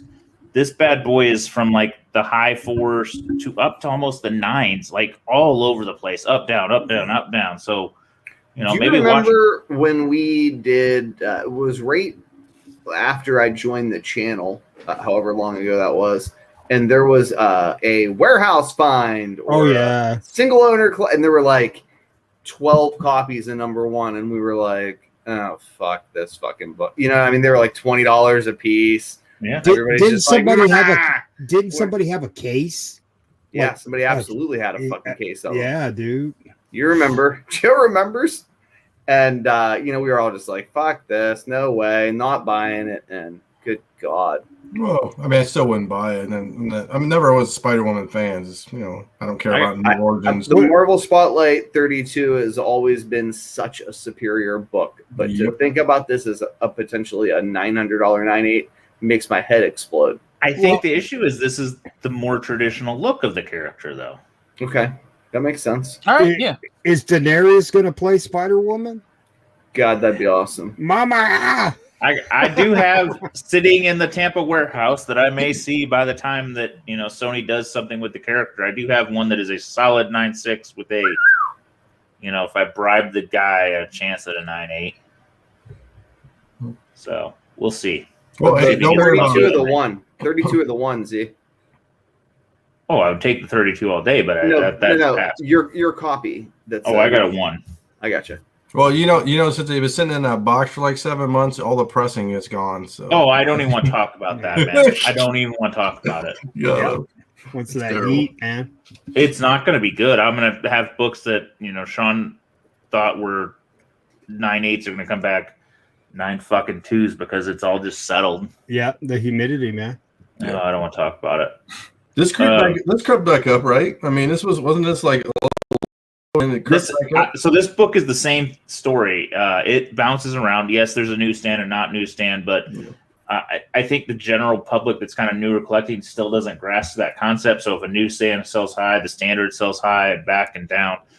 This one is bouncing between roughly 900s, about the low point, maybe a few in the 8s, all the way up into the 14. So it's one of those books, man. If you want a copy, you got to wait for the right time to get it. Don't pay to buy it now. Sorry. I was just going to say, you want this in the non-newsstand, though, right? You want this. The direct is rarer than the newsstand. This is 1980. I've said that, but people still seem to love the newsstand because they say the newsstand is less available in high grade. All right. Irrespective of that, almost fine. Doesn't this just kind of blow your mind that like that Yelena was $1,400 at Dynamic Forces rando variant, and here we have Deathstroke, one of like the most classic DC villains. But I mean, like, we're talking about like As Hard as They Come, like classic DC villain. Like Rob Liefeld stole the character and made Deadpool. Like it's fucking Deathstroke, and it's not quite $1,000 for a 9.8 in a market where every trash book is like a stack, $1,500, $2,000. This should be as much as X-Men 129. As much. And Will Smith played him. Strong words from Carter. Strong words. I just have to say that it proves how fuck show DC is on things. They can't use what they have. At this point, DC Painful is like golden age horror 20 years ago. DC is painful to watch because you know their potential, and it just hurts to watch them. And they have good source content. They just never. Yeah, I look forward to seeing what HBO Max does, because I mean we've got this Green Lantern series coming that could be interesting. Watchmen was exceptional. Titans season 3 is gonna tell us a lot. Titans season 3 is gonna tell us a shit. That was on tonight, right? Is it not yet? Is it? Yeah, I think it was on tonight. Nice. It's on. Is it on HBO Max? No. It's on TNT, I think. No, you're thinking something else. HBO Max. I just saw a preview for it. I was watching Dr. Strange. It said the new season of Titans is on. It's R-rated, bro. Super R-rated. You're thinking of something else. Yeah, maybe they were advertising it, but not on TNT. I saw a commercial too, but I'm like a year behind on Titans. I promise you. Starting to show. TNT is replaying season 1. Yes. So exactly. That's what I was going to say is I think that they're saying the new season or the new Titans. What season is Wonder Girl? Is it new? Season 2? Season 2? Because I saw Wonder Girl on the. So that's probably season 2. They're planned to build hype, but those were done under the DC universe streaming umbrella. I think when they merged with the HBO Max, I think they kind of upped that budget. So I'm just looking to see what happened, because season 1 to season 2 was a vast transformation for that show. It kind of did some interesting things. We've got the Red Hood angle coming. We got a lot coming. So if they can do it well, it will give me some expectations at DC, because they do animated well. I think they can do TV well. I'm just not sure they can do movies well, because they don't have a helm. DC in movies is this to me. If you read a book and it's a darn good book and you watch the movie, if the movie follows the book to a T, it's a great success. Because it's amazing, because the book was amazing. I feel like if DC followed the books or their storyline to a T and it did it well, they would be a great success, but they never do it, and they just fall flat every time. But maybe I'm wrong. Don't you think at some point though somebody's gonna make? I hope so. What's the next? We're gonna be like, gosh, I can't believe. All right, the next one. Moving on. I've been saying that for years. I pray to God you're right. I mean, there's just so much fucking money. How do they screw it up? The next two DC things are what? You got Aquaman, and I know, Z, you're trying to move on. Real quick, though, there's Aquaman, and then there's the Flashpoint, right? That's the next two big... Which honestly, I think both of them are fun. Both of them have a mess. Batman, yeah, you're right. I forgot. When's Batman coming out? I don't even know. 2022. Jesus. I think everything in production right now is still fucked. Black Adam. No, not Black Adam, because that's the fucking Rock. Chris, I was just looking at, I glanced over at the chat. Black Adam. I'm excited for Black Adam. We have faith in the Rock because he revives everything, but everything else, except for G.I. Joe. Yes. Fuck you. He revived G.I. Joe because that first one was a turd. The second one was watchable. Yeah. I will say this. Not I think revived. as much as I want Aquaman 2 to be good, I don't know where I fall. I think Momoa is Momoa, and he's going to exude machismo, and the women are going to watch it. I think fucking Flashpoint's going to be a turd. We want it to be great, and it's going to be an epic disaster. I will hold judgment on Batman, but I think it's too far buried in this was what we were going to do with the Snyderverse and the trying to get away from it. They need to have a new fucking helm. They need somebody with a fucking playbook, and they don't got it. My wife is We'll see out Suicide on Squad. Batman. Don't forget Suicide Squad's next month, and I think it'll. Be I don't big count deal. that in the DC fucking universe because that's a whole nother beast, and that probably will be enjoyable. Wonderworld says Black Adam won't happen. I don't know what that means. It's already happening. I don't know what Dude, it means. This is a Black beautiful Adam cover, would be by the way. amazing because Yeah. I think this in a 9.8 makes me appreciate it more than holding it raw. Yeah. Because I've had one, but I don't know. Maybe it's nostalgia and the way the market is, but this is a This is a badass cover, man. I think 305's better than this. Doesn't 305 Yeah. have the Hulkbuster on it? I think it does. Yeah. This, What is a just, pair, this then. just was me saying this book surprisingly held up more than I thought. It's a $300 9.8 still. It Yeah, should I have never went back to guessed. obscurity. Plus $1 shipping. Good point. Whoever talks shit about The Rock, I mean, can you tell me The Rock does not look born to play fucking Black Adam? I'd like to have seen him play Lobo and Keith Giffen come back and draw it, and I'd like to have a dog that farts. But, Yeah, but if I DC can't would've- have that, I'll take Black Adam. DC would have fucked that up. Let's be honest, they Man can't can do it. dream. A man can dream. Unless James Gunn helms it, then I'll Now bless that, it. sir, A James that, sir, Gunn is a logo. hopeful thing. All right, that we could get behind. We need to start a Kickstarter for that shit. I feel like Lobo, they're waiting for The Rock to get older to do Lobo. They're waiting till he's old, maybe a little gut going on. But Well, still they've got already the arms. used the two best actors for it between Momoa and him, so shit, I don't know what they're gonna do next. This Merce not sent me this because I wouldn't have caught it, but this is not Newsy a for a particularly stack? nice copy at $1,000. Now, did it sell or not? Yes, it sold for that. Because the image is deceitful. Yeah, it sold for that. And if you zoom in on the pictures, I see the ticks from here. Spine ticks galore. Yeah. Those I thought are just the stormtroopers shooting from the side. Right? You know, so it's weird. Some Dark Horse newsstands are super fucking rare. Others are not real rare. All Clone Wars appear to be rare because they're all gone. So I have no idea what the fucking distribution is. But I'd be Ozzy interested is in screaming knowing at me right now because maybe, I don't know, it was probably beginning of COVID. He had one and he listed it for like $500 and took 400. I'm like, dude, Desert your curse. well, it was probably Ouch. a very fine or in that range. He's like, it's not that nice. I'm like, you got $1 book to $400. What are you going to complain about? He's like, I agree. And I was like, $1,000. Hey, and then I sold my copy right after that. I remember it would be Stein selling his. $1,000 very fine. I didn't know at Ozzy best. had one. No one. See the problem. So here's my problem with this price for people like me, because I'm me and I know myself. I see this. I'm like, man, I don't want to sell now because all my books might not be worth a lot and they could be worth more. And then I'm going to wait too long and it's all going to crash. Not crash, but the stuff I have might not be worth $1,000. And then I'll be like, well, go me, because it should have sold. Star Wars newsstands are just like, I'll give you a good example. I got that Coder 998 newsstand. I had just some random dude try to buy it for me for like $4,000. This was way before COVID, way before like the market went bonkers. He like reached out to me from like here and like found me. I like showed it on here and he was like $4,000. I'm like, get the fuck out of here. It was like such an astronomical price. I kept it. You know what I mean? Yeah, he's scared you into keeping it. Yeah, dude. yeah. Yeah. Oh my god, it's gonna go up to $8,000.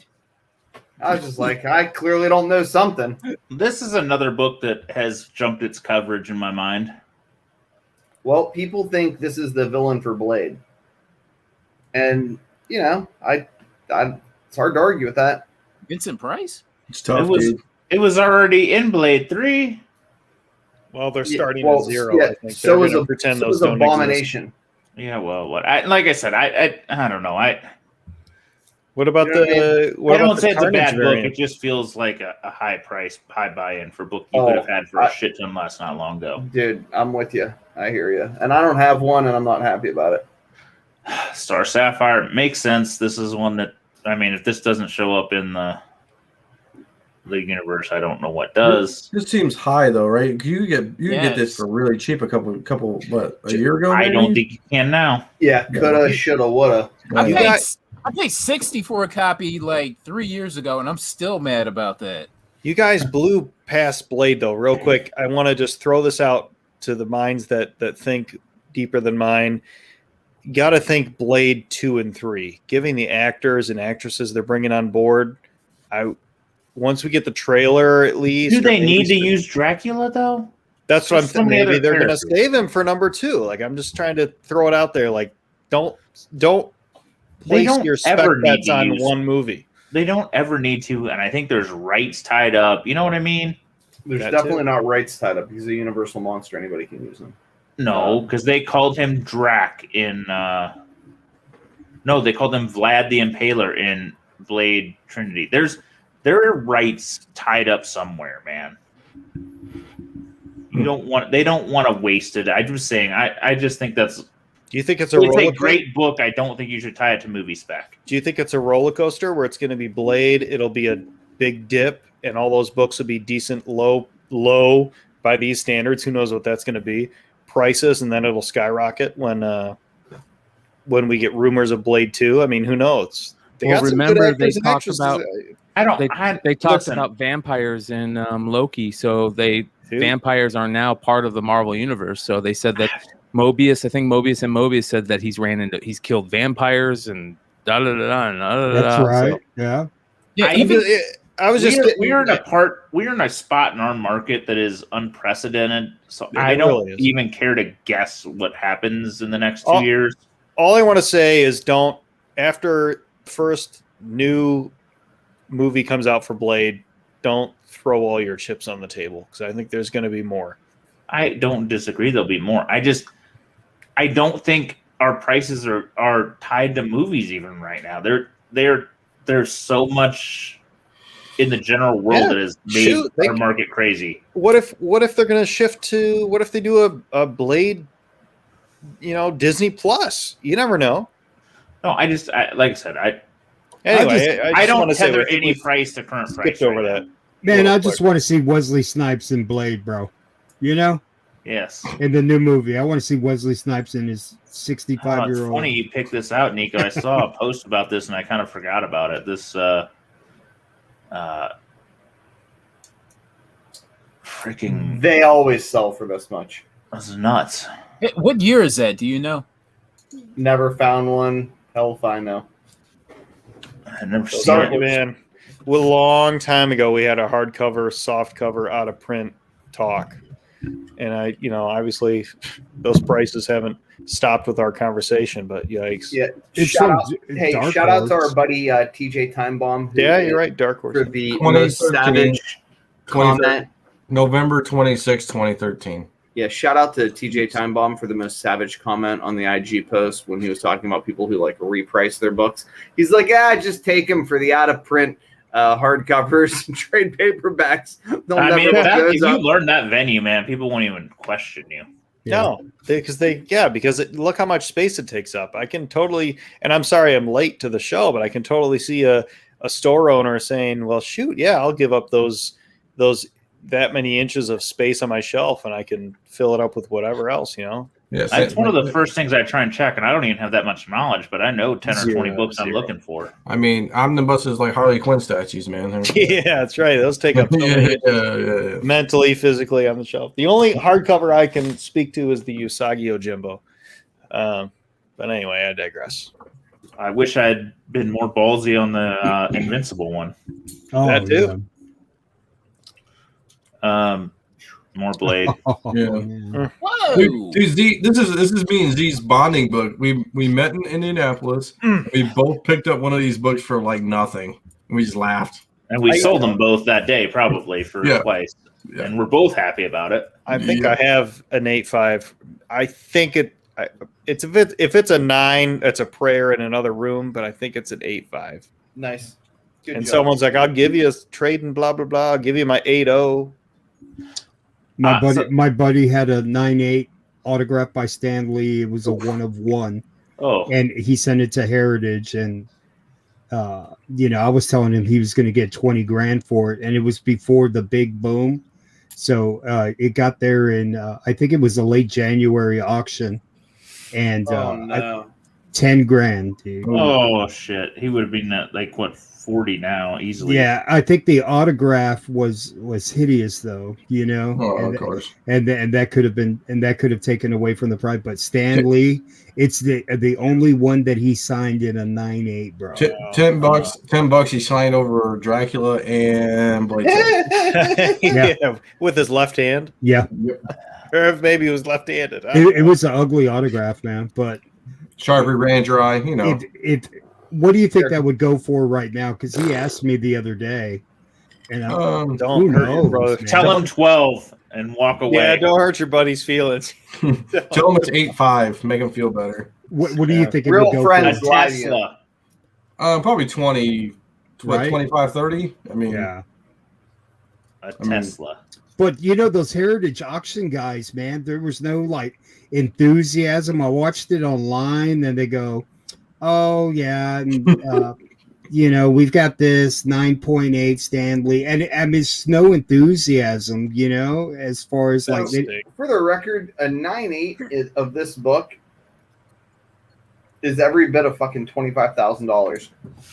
right. So an auto, The one auto Stan Lee, yeah, 40. dude. Yeah. That's my guess. I'm sorry, At JR. least 30. I'm sorry, JR. I had to bring it up, bro. All right, so this is one Nico caught. I actually saw it and I kind of skimmed past it because I didn't read it enough. But a Tech 27 page from the Jerry Robinson collection is pretty cool. Actually, a pretty cheap price because Fuck yeah.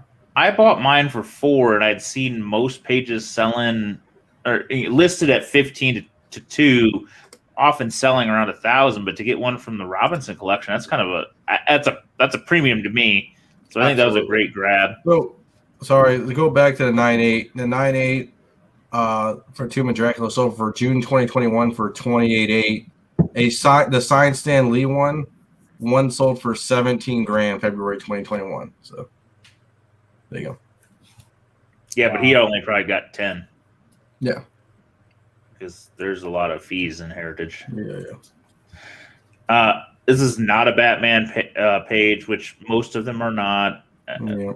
It's not even a great page, but still, it's pretty cool from the Robinson collection. You like how I knew how much a 9.8 of Tomb 10 cost off the top of my fucking head? Listen, I struggle doing the market report because I look at these Silver Age keys and Bronze Age keys, and I've had some kick-ass weeks at work and family, and I've not been connected. And I'm looking down the sales, and I don't even know if they're good or bad 2 weeks out of the game, man. It's brutal, isn't it? It is brutal. That's why I'm like, Nico, will you look at some of the bronze? Because I got nothing. I just look at them blank stared. I will say this, though. As I was looking through sales data, I usually skim the last 2 days of anything over a couple $100. There were way less sales of Copper Age 9.8s than I've seen in a long time. I'll say this. We're both going to be in Columbus this weekend. Dealers beware. Is it this weekend or next? I think it's this weekend, isn't it? Carter? Maybe. Look at Carter. Oh, it is this Sunday. weekend. Big What if you Sunday. What if you collected all the pages to complete the book? Well, you can't get the And then- Batman pages. They're so expensive. And then put them together with Peruvian staples. Yeah. I got one more page or one more book that was a late add-on, and it actually was a rabbit hole thing. I had seen a sealed DCU pack, and then I saw a post about this. So this Somebody is called Steve Nightwing, Horn. Nightwing 1 that DCU variant, which while there's a shit ton of DCU variants, there's only a handful that were like key DCU variants. You know, there's the Death of Superman stuff. There's the Green Lantern stuff. This is, you know, a loose key, but first issue of a series.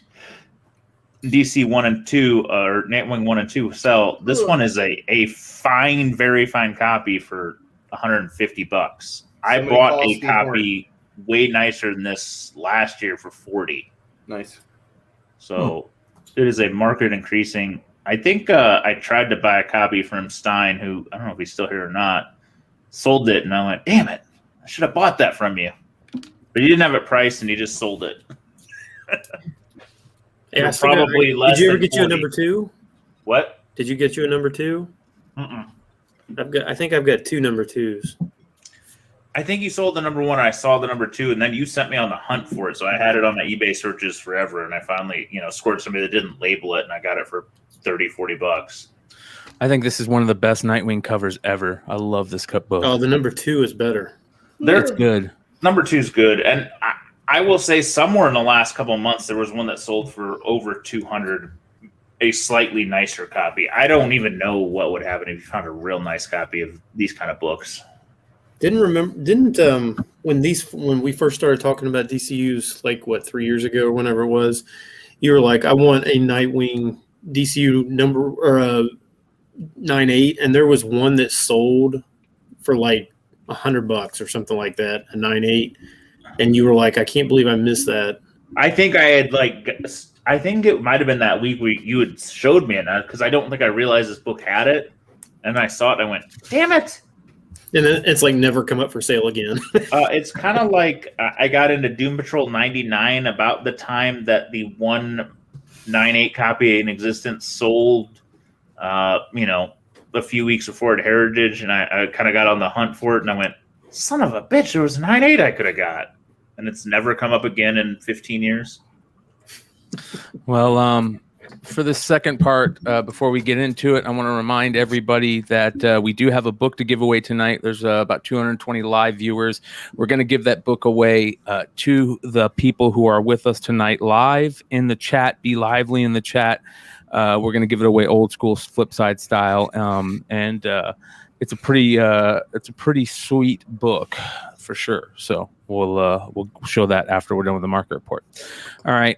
This is something interesting. I know we lost Mr. Wonderful. I didn't find any cool Mr. Wonderful sales, but I thought this was interesting. The Warlord mint on card figure sold for $3,550 with 14 bids, which is absolutely bonkers. Crazy what these old school wrestling figures sell for. This is kind of cool. This is something that sold in June, but I didn't see it. This is the India version of Snake Eyes, which if you ever see a sky blue Snake Eyes loose, snag that sucker, because this is super rare. The mint on card India Fun School. So Fun School put out G.I. Joes in India. You can actually get a carded Zartan from Fun School India, which is a kind of cool fun fact. But the Snake Eyes over there was blue, and it's tough to find, but carded one sold for $3,500, 32 bids. This was interesting. One of my all-time favorite figures in Transformers. I remember buying this the week it came out. Grimlock. This is an AFA 80 Grimlock, sold for about little over $3,000. Super cool, man. Super cool. Yeah. This was very cool too. I had never seen this. This is the Transformers G1 Megatron Nintendo NES. It's a custom applied piece that this guy sells. Sold for $1,300. It looks like it's custom made, and he sold that's it for badass. Isn't this badass? This has got to be one of the coolest things ever, man. That's freaking awesome. So Cool. yeah. Was that for like use on like Duck Hunt? Right? Exactly. Exactly. No, you use it to land it on Top Gun. Yeah. All right. This is okay. So back into some of the Nintendo stuff. So the Nintendo stuff made me think about some of my favorite games growing up, and I'm not going to get into the NES because that's super old school. I was going to put a Blades of Steel in here, but I thought better of it. My favorite system of all time is the Super NES. By far, had to me the best games ever. It had the greatest Nintendo game ever is Zelda: A Link to the Past from Super Nintendo. I could play that game. I probably beaten that game 500 times. I played that game from beginning quest to end probably 4 or 5 times a summer. Growing up, I could still sit down and play it. I remember when they came out with it on Game Boy, and I played it on Game Boy too, I think. But better than an Adventure of Link, that game was terrible. Oh yeah, side-scrolling. My second favorite Nintendo game, Nintendo game ever, is not. Somebody brought up Tecmo Bowl in the chat. It's not Tecmo Bowl. It's Super Tecmo Bowl, right? Tecmo Super Bowl, because the Tecmo Super Bowl, you could create your own players, and every time you did well with those players, you could give them extra power. And so I would make my favorite like Giants team. I would put like LT on there. I'd put like Phil Simms on. I'd make my own. You make your own old school players, and you just make them badass, right? And I was like type of person that just loved having a team of just people I would crush, and I would try to go undefeated every season, and then win by a certain amount. And if my quarterback didn't like have like a certain quarterback percentage, like I'd have to reset the game type of shit. So I love Tecmo Super Bowl. So you can get one of those pretty cheap. This is like a sealed. It looks like it's a sealed one. I can't tell, but from Canada for $5.14. That was the only time Phil Simms was actually badass. So this is interesting. So this is another Super Nintendo. I loved Super Mario World on Super Nintendo. One of the greatest Super Mario games ever. Here's one on the left is a version with the box, but just trash, but it's still sold for almost $400. A sealed version that is the classic one, the Nintendo Gold label, sold for $5,700. Not even graded. Wow. Yeah. Absolutely bonkers. Hey, this is a stupid question, and I don't know the answer. But those seals are they're not like branded, right?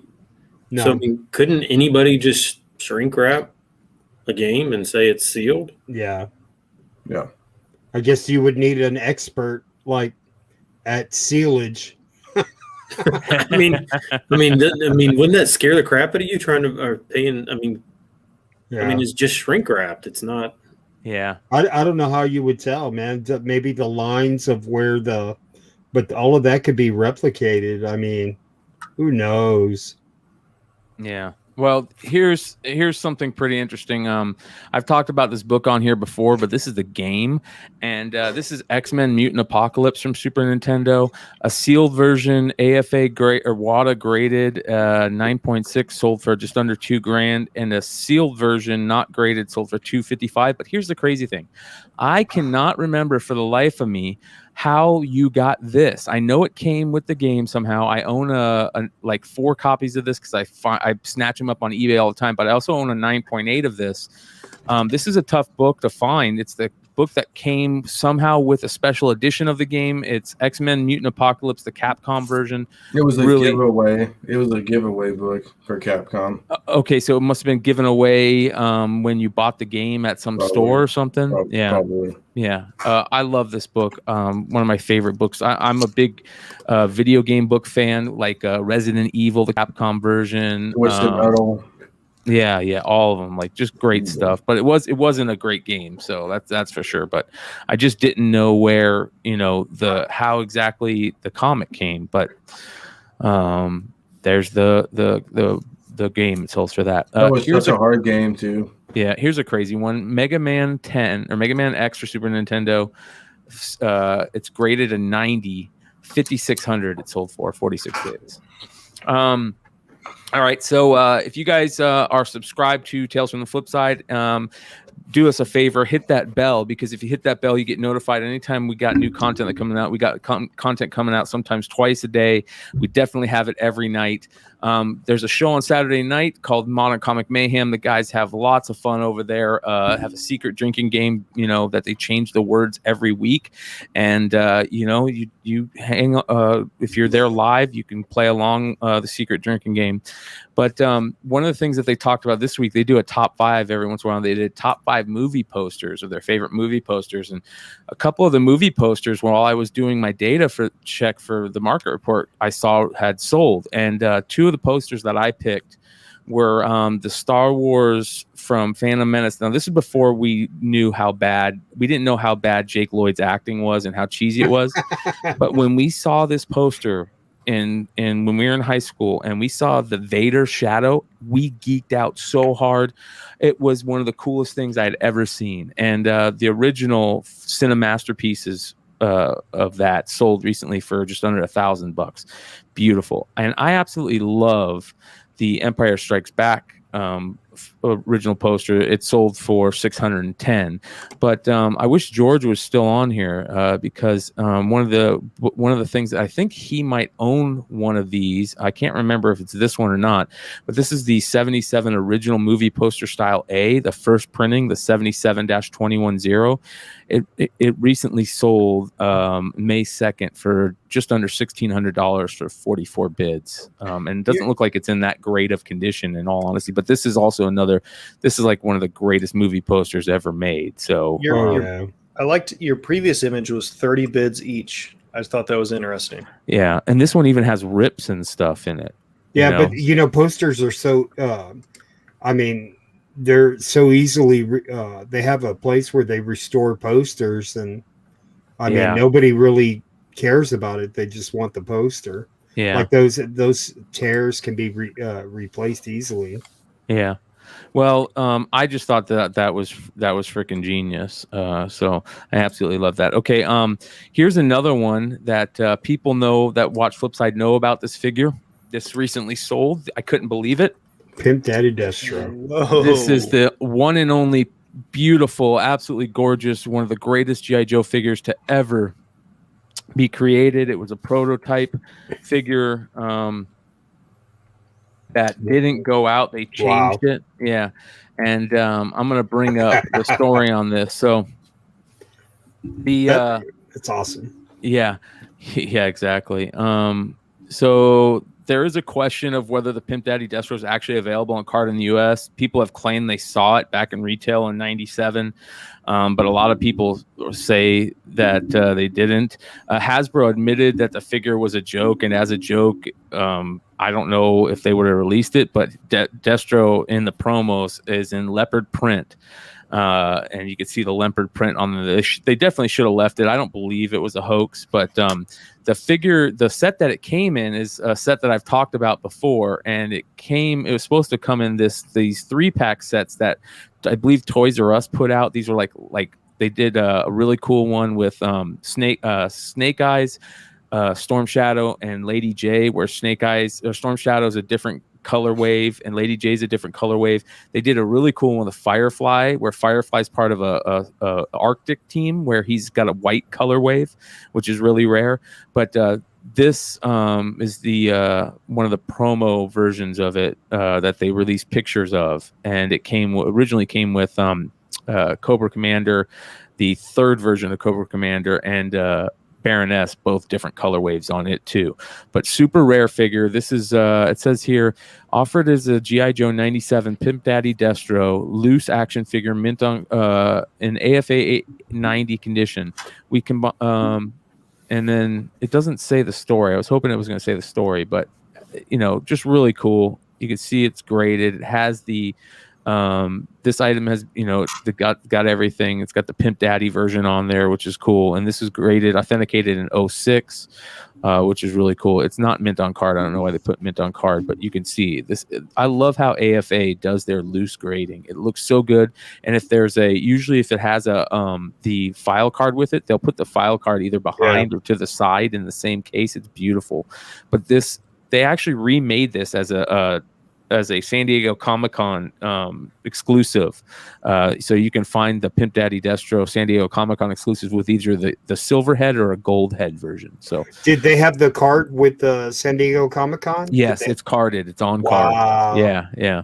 So that was really cool. Really cool to me. For another cool video game thing, this was interesting. I've never known about this. Do you know that there's an Atari Mario Brothers game? Yeah, this was Yeah. For the Atari 7800, it came out in '83. I think you could just play against each other in that little warp zone for Mario in the very beginning. Yep, that's what it looks like. Right, 3 skill levels for 1 or 2 players. And it is a little warp zone right there. You can see the tunnels, but that is crazy. Is this before Nintendo? And it to me, if this is like an origin or like it could, are we gonna end It's up? like a previews, man. Yeah, like a first appearance. Yeah, you know.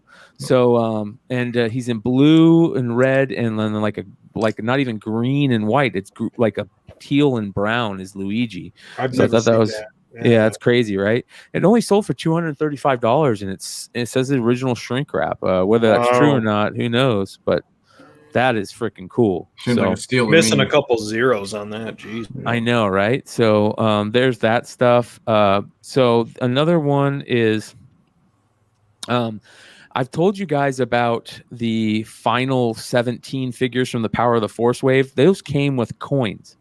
Now, I don't know the story behind these. These were the coins, and this is the Power of the Force Sand Skiff coin, and it says very rare. It sold for almost $1,700 with 29 bids. And I don't know much about this. People, if JJ Maxwell, if you're still around, JJ and the Dark Side crew love to talk about this type of stuff. JJ, if you know much about this, I'd love to find out, where this came from, because obviously they didn't make a sand skiff. It says Jabba the Hutt on the back. Yeah, they made it. I thought they made a sand skiff, Power of the Force. Did they from the from the 80s? The early but 80s? I don't know if it came with a coin though. Yeah, and I know they did a reproduction of it that hit stores last year. Yeah. Well, this is crazy. It sold for that much. And another one that sold that is similar is this sand. Oops, sorry guys, didn't mean to do that. This let me do this here. This another coin for the the Tusken Raider. It sold for $1,400. Just the coin alone. It sold for $1,400. I wonder if that was like a home shopping network thing or something. I don't know, man. But let's see if they sold any other. They had to be from the same people. These people have. Let's see here. So they sold that one. Man, they're balling, dude. Here's another coin. This is the Droids coin. So yeah, they've got some whoever this is, but they sold both hoarder, of them. man. It's a hoarder. Yeah, they sold right. They sold both of them. So I thought that was kind of cool. Yeah, you guys, JJ or Power of the Force was the 90s, but this isn't the Power of the Force set. They did a Power of the Force set in like 85 that were the final 17 figures from the original Star Wars line. Then they did Power of the Force when Hasbro took over or Mattel took over. I forget which company took over in 96. They did a Power of the Force line with new sculpts that were on orange cards and then went to green cards. But yeah, this is from the Power of the Force line from 85, I believe. So pretty damn cool stuff. All right. The next thing that was interesting is some card stuff. So I looked I saw this and it's from May 19th in Stein. Look how beautiful that is. This is the Tatis. Yeah, Independence Day rookie. There was only 76 of them, I believe. But that is one of the most beautiful cards I have seen. I love the sideways, the throwing action. It's Tatis Jr.'s rookie, and it has got that beautiful the red stars and stripes and the flag background. Man, I would love to own this card. Yeah. I would love to own this card. I'll show you a card I do own, but it's not in a 10. It's in a PSA 9. I do own a PSA 9 of this. Oof. 2 PSA 10s recently sold, one for $12,600 and one for $13,500. 2 different serial numbers. So I wonder, what do you think of 9? I mean, a 9, probably a couple grand, I'd imagine. So at least. Yeah. This is a really tough card, condition sensitive. It's got a lot of foil on it and chipping that comes with this card. So really tough to get in this type of grade. I bought a box back in 2000. And the reason I bought a box, because back in 2000, Upper Deck started doing jersey cards in every box, or jersey cards, special cards. And Peter Warwick from Cincinnati was the rookie that year to get. And I really wanted the Peter Warwick jersey card that came out of Black Diamond. I didn't get those. I got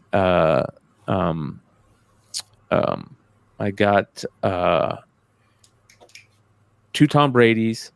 I got 1 gold and then 1 regular, and then I got some other rookie. I forget. Nobody great, but I thought it was a waste. And years later, of course, I found the Brady's just chilling. They weren't even in any holders or anything. Yeah. All right. So this is another cool card that I saw. Unfortunately, I was hoping Sean was going to be on tonight to talk about this. Sean Big Leg was at the fight. Shout out to Sean and 3 Sticks. 2 people that I know we over here at Flipside genuinely appreciate everything they've done for the comic speculation community, and it was good to see 3 Sticks out with the guys hanging out. That was a very cool sight. So shout out to those guys. Unfortunately, they kind of were pissed about the end result, but this sold before the fight. It's his quote unquote rookie card, his first card and his first auto, sold for $22,000 as a PSA 10. Hey, did I send you that Instagram of Connor signing his name? Where it just looks like he's scribbling. He's just putting a C. Yeah. Like, so how much more yeah. Oh yeah. I mean, how much more valuable is like his full name, right? Well, Right. He's writing with his broken foot. Yeah, a lot of people look at McFarlane did that. McFarlane had an autograph. His autograph looked way different when he was first signing. I mean, it's not as terrible as CD Lamb. Oh yeah. It's not as bad as Andre Jimenez. Yeah. Or, you remember the way Canseco signed? Yeah. What a piece of shit. Well, this next one, I'm gonna before let me do this. This is kind of cool. I'm gonna stop this and then I'm gonna start it again because the next one comes with some audio. So this audio, we're not gonna get in trouble for playing this video because we own this one. This is from I think maybe a year ago. Let's see here. Oh, don't do that.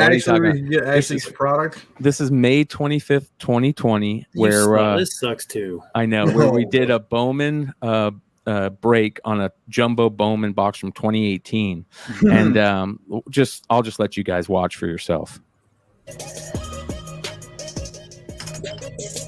Rookie, Harrison Bader. Now we're into the Chrome. We've got Adrian Morjon. There's a Kyle Tucker prospect card. We've got a Victor Robles Scout Top 100 insert. Ooh, we got some gold. It looks like, and it might be. Well, I'm not going to say anything. Birthdays, Joey Gallo. All right, I'm going to save our hit. I'll make you guys go through it. All right. We got a hit coming up. These are more paper.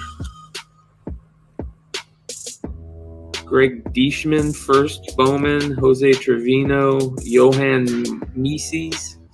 Jamani Jones. This is back to the paper. Yeah, you've got him in chrome and paper. Chrome and paper. All right. Here we go. Now to our hit. I think this was like right after my pack, Brian. Yeah, it was. Ugh. All right, it's a Philly. No, oh wow, you guys know who that is? Yeah, you guys know. Oh my god, this is gonna be a big card here, boys. Holy shit! Oh my god. 30 out of 50 gold auto. Wow. Oh my god. Wow. We were on fire back in the day. We had Shohei's, we had Trout signed cards. It's crazy. Tell me you still have that, Brian. Well, so here's the funny thing. I'm gonna tell you guys why I played that video, because I don't still have it. And as a person who really trusts or has to be trusted, right? Like we can't do box breaks here on Flipside and then not send the card out. That card was hard to send out. Don't get me wrong, because at the time I thought it was probably like an eight in between 5,000 and 8,000 because he was injured, right? Yeah, well, shout out to Vinny Kumar who won that card. And I did send it out to him. I was so scared that it wasn't going to get there. I insured it for a ridiculous amount. One recently sold. And it sold for a lot. Vinny Kumar is the man too. So Yeah, I think I have no doubt in my mind that that's a PSA 10. It was centered perfectly. The corners were paper sharp. Stein, Look at Stein. Hey, I was in that break too, man. Oh, Stein. I want Oh my god, dude. I want a card on the Raz. Did you? Yeah, here, well. Oh, wait, hold on. Are you kidding me, Paul? Hold on. No. Listen, you guys, I just showed this, right? I just showed this. And then Paul says, oh, I want a card in a Raz. And no, so I'm sorry, guys. And gals, I wasn't raised on sports. I opened this. I'm like, hey, babe, it's in pickups. So I'm like, you want the good news or the bad news? We're starting like, pickups, by the way, guys. Are we? Okay. And so I'm like, well, the good news is I won this. And I'm like, I'm lucky, it's baseball, right? Yeah. But he doesn't even know what's. That's a $400 or $500 card, right? They razzed it for $300, and I bought one ticket. I'm like, yeah, I'll support the cause. I get $10 in it. So that's say 10. No, it's a soccer player who got to throw out the first pitch. Right. Yeah. I was like, yeah, he's got a cricket mitt, right? Yeah. Cricket mitt. Jesus, yeah, that's. Anyway, I was gonna reach out. I have so many of those. I think. Because that's when we were open, McClay. That's when we started getting back into it, dude. I got so many of them in a fucking box back there, but I don't just hold on to them, I guess. I mean, yep. Whatever. Yeah, I've got July and Guerreros and Alonzos and. All right, Paul, you got anything else, brother? I got some heat. Ooh. Yeah, I'll start. I missed the. I'll start rather. I missed the TMNT talk, whatever that was about. But I got some non-TMNT. I have a Fear Agent. I don't know why, but why not? A Fear Agent number 1, a 9.8. So I picked that up. I don't know how much. It's been too long because I don't open my mail. And then I figured might as well keep going. And I'm not going to go beyond this, but I got a number 2 9.8. So I got Fear Agent 1 and 2 and 9.8. I had to pick those up. And then I feel like I need to share my screen after this. Hopefully, how many people we got watching right now? 190. Hopefully, we got at least one Turtle fan who knows what this is. So it came up in auction. I had it on a watches, and I put a snipe bid in. I'm like, I'm not going to win it. It's going to go like 1,500, if not more. And I won it for a stupid high, but a stupid low price. So this is Turtles Volume 4, number 30. It's limited to 1,000, and it's a 9.8. Beautiful. You never see that book. I put a stupid high price in it because I never see it, and I'm like, I know I'm not going to win it. I don't know where I was. This is at a family function, I think. I was like, yeah, there's that email saying I lost it. It's like, you won. Holy, what did I win it for? Because I put a pretty big, decent bid in, and so I got this in a 9.8. You don't see it; it actually looks like a 9.8 because you know how that goes. Beautiful book. Aaron Yee, I'll hit you up after the show, brother. Much love. Let me see if I can share my screen. And it makes let's see if this makes. I just plugged in a different computer tonight because mine took a poopy. All right, so these. So I don't know when I bought mine. So these are raws for over 1,000. And right, so it's limited to a print run of 1,000. Number 29 was the same, but here we are. So I'm not gonna shy away. I paid $770. I won it for $770 plus shipping and tax. That's a great deal, Paul. Huge. I couldn't believe it. Stole it July 3rd. Yeah, because we were out for the 4th, and there were some fireworks on the 3rd. And I don't know if zooming in was going to work on this or not. No, it's not working right now. But anywho, $770 plus shipping, taxes, blah, blah, blah. For a 9.8, huge. Stole it. Totally stole it. This is just tonight. buy it now for $610 for a raw, $3,700 for a raw, $3,700, and just yeah. Why would you have an auction end on the day before 4th of July? I don't know. This oh, this is Mirage. Oh, they have what? Okay, so sorry, this is news to me because I just opened the tabs. Mirage is the publisher. Mirage. So they have more than 10 available for $610 each. So that must be 2 sold. They have more than 10 of it. That might be a good buy depending on condition, but they don't ship that great. At least they didn't originally. But $610 for a raw, and I got mine for $7. You know, what's the wrap on it as to why it's so expensive? So the reason is it's a limited print run of 1,000. Okay. Through Mirage only. I think the little thing is there. If you go back to that, Paul. Oops, sorry. It had the certificate with it. If you look on that picture. Well, when you buy from Mirage, it just says like this is officially from Mirage. Oh, okay. All right. The book it's oh my god, can you imagine? Oh, Jesus. Sorry, I'm literally just seeing this now. But anywho, the reason is it's limited to 1,000, and after rights and things, Peter Laird through Mirage could only publish at some point 1 issue per year, and this is volume 4, TMNT volume 4, and so number 29 was the first issue he could do 1,000 for, to my knowledge, and then 30, and then after that it was, I don't know what happened, but anywho, yeah, just very rare after 28. And so this issue specifically in 28 only available through the Mirage Publishing website at limited at 1,000. I think it was $10 at cover price. So this auction came up, and I just said, I have to throw something down. Something high. And I was so shocked to have won it. And you know, it's a unicorn, totally unicorn. It presents 9.8, loss of words. Yeah. So any turtle fans in here that know what I'm talking about know what I got. So nice job. I mean, shoot for that. I mean, that Mirage one I pulled up at 610. Listen, you guys, we're going to give away a book here shortly. So all those people that I saw just bounce recently, we dropped probably 20 people.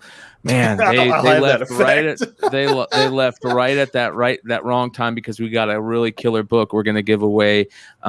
Listen, all you He-Man fans, you're going to be stoked about this one. So, all right. Can I go next? Yeah. Who's going next? I'll go next. Me. Okay. So I went to a trip.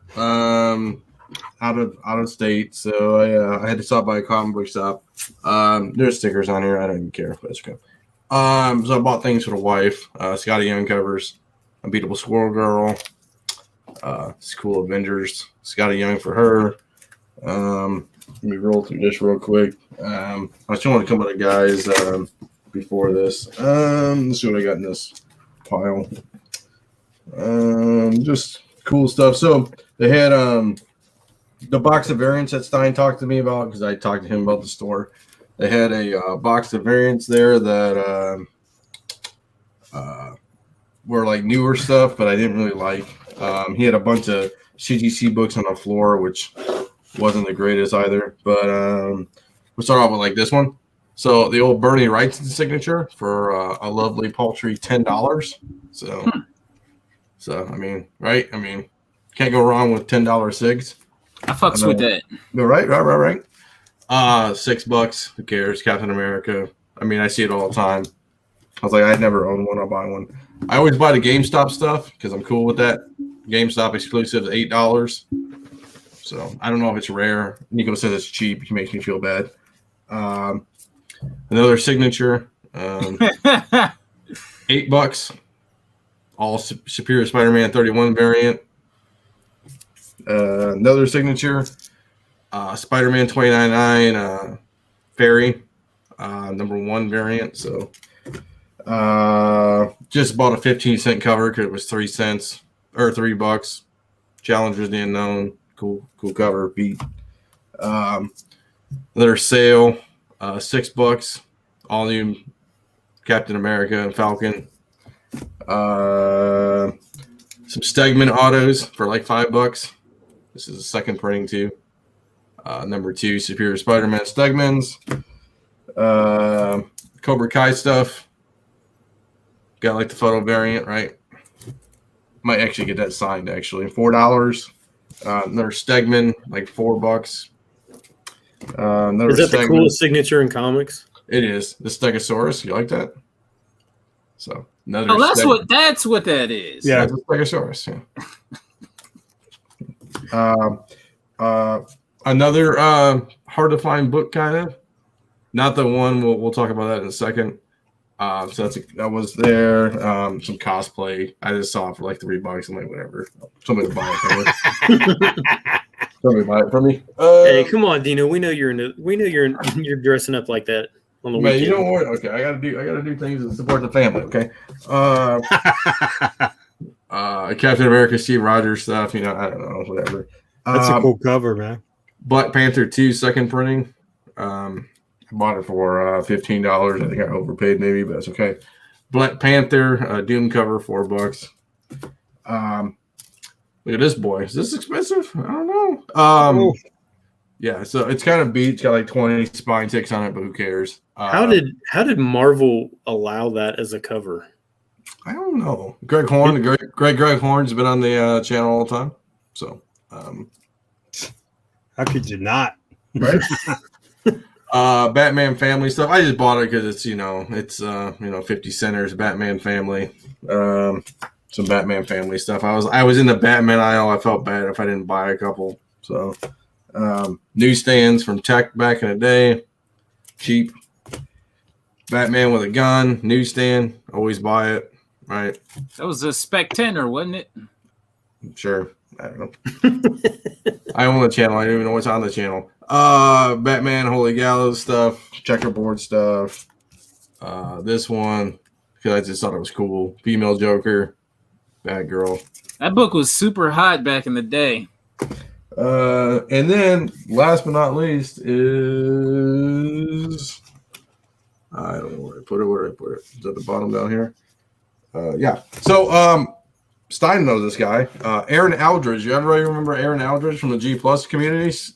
Paul doesn't care. I do, that name rings a bell. Sorry, my daughter is demanding something in the background. Look at this boy. A little newsstand action. Newsy. Who is this guy? So, I would say probably 9.4. I think it's got like a one spine tick and a color rub a little bit, but whatever. He gave me a great deal. Shout out Aaron Aldridge. It's good to see him back. The man from Oklahoma, obviously, with 3 sticks and the old boys. So that's all. That's my pickups this week. Nice. Oh, and I got to give Stein a card. First nice daughter. Stein, you got pickups? I'm only going to show a few. I'm in Chicago right now, so you know me. Every time I come up here, I always get stuff. But I got 2 copies of a Tomahawk. The Zero.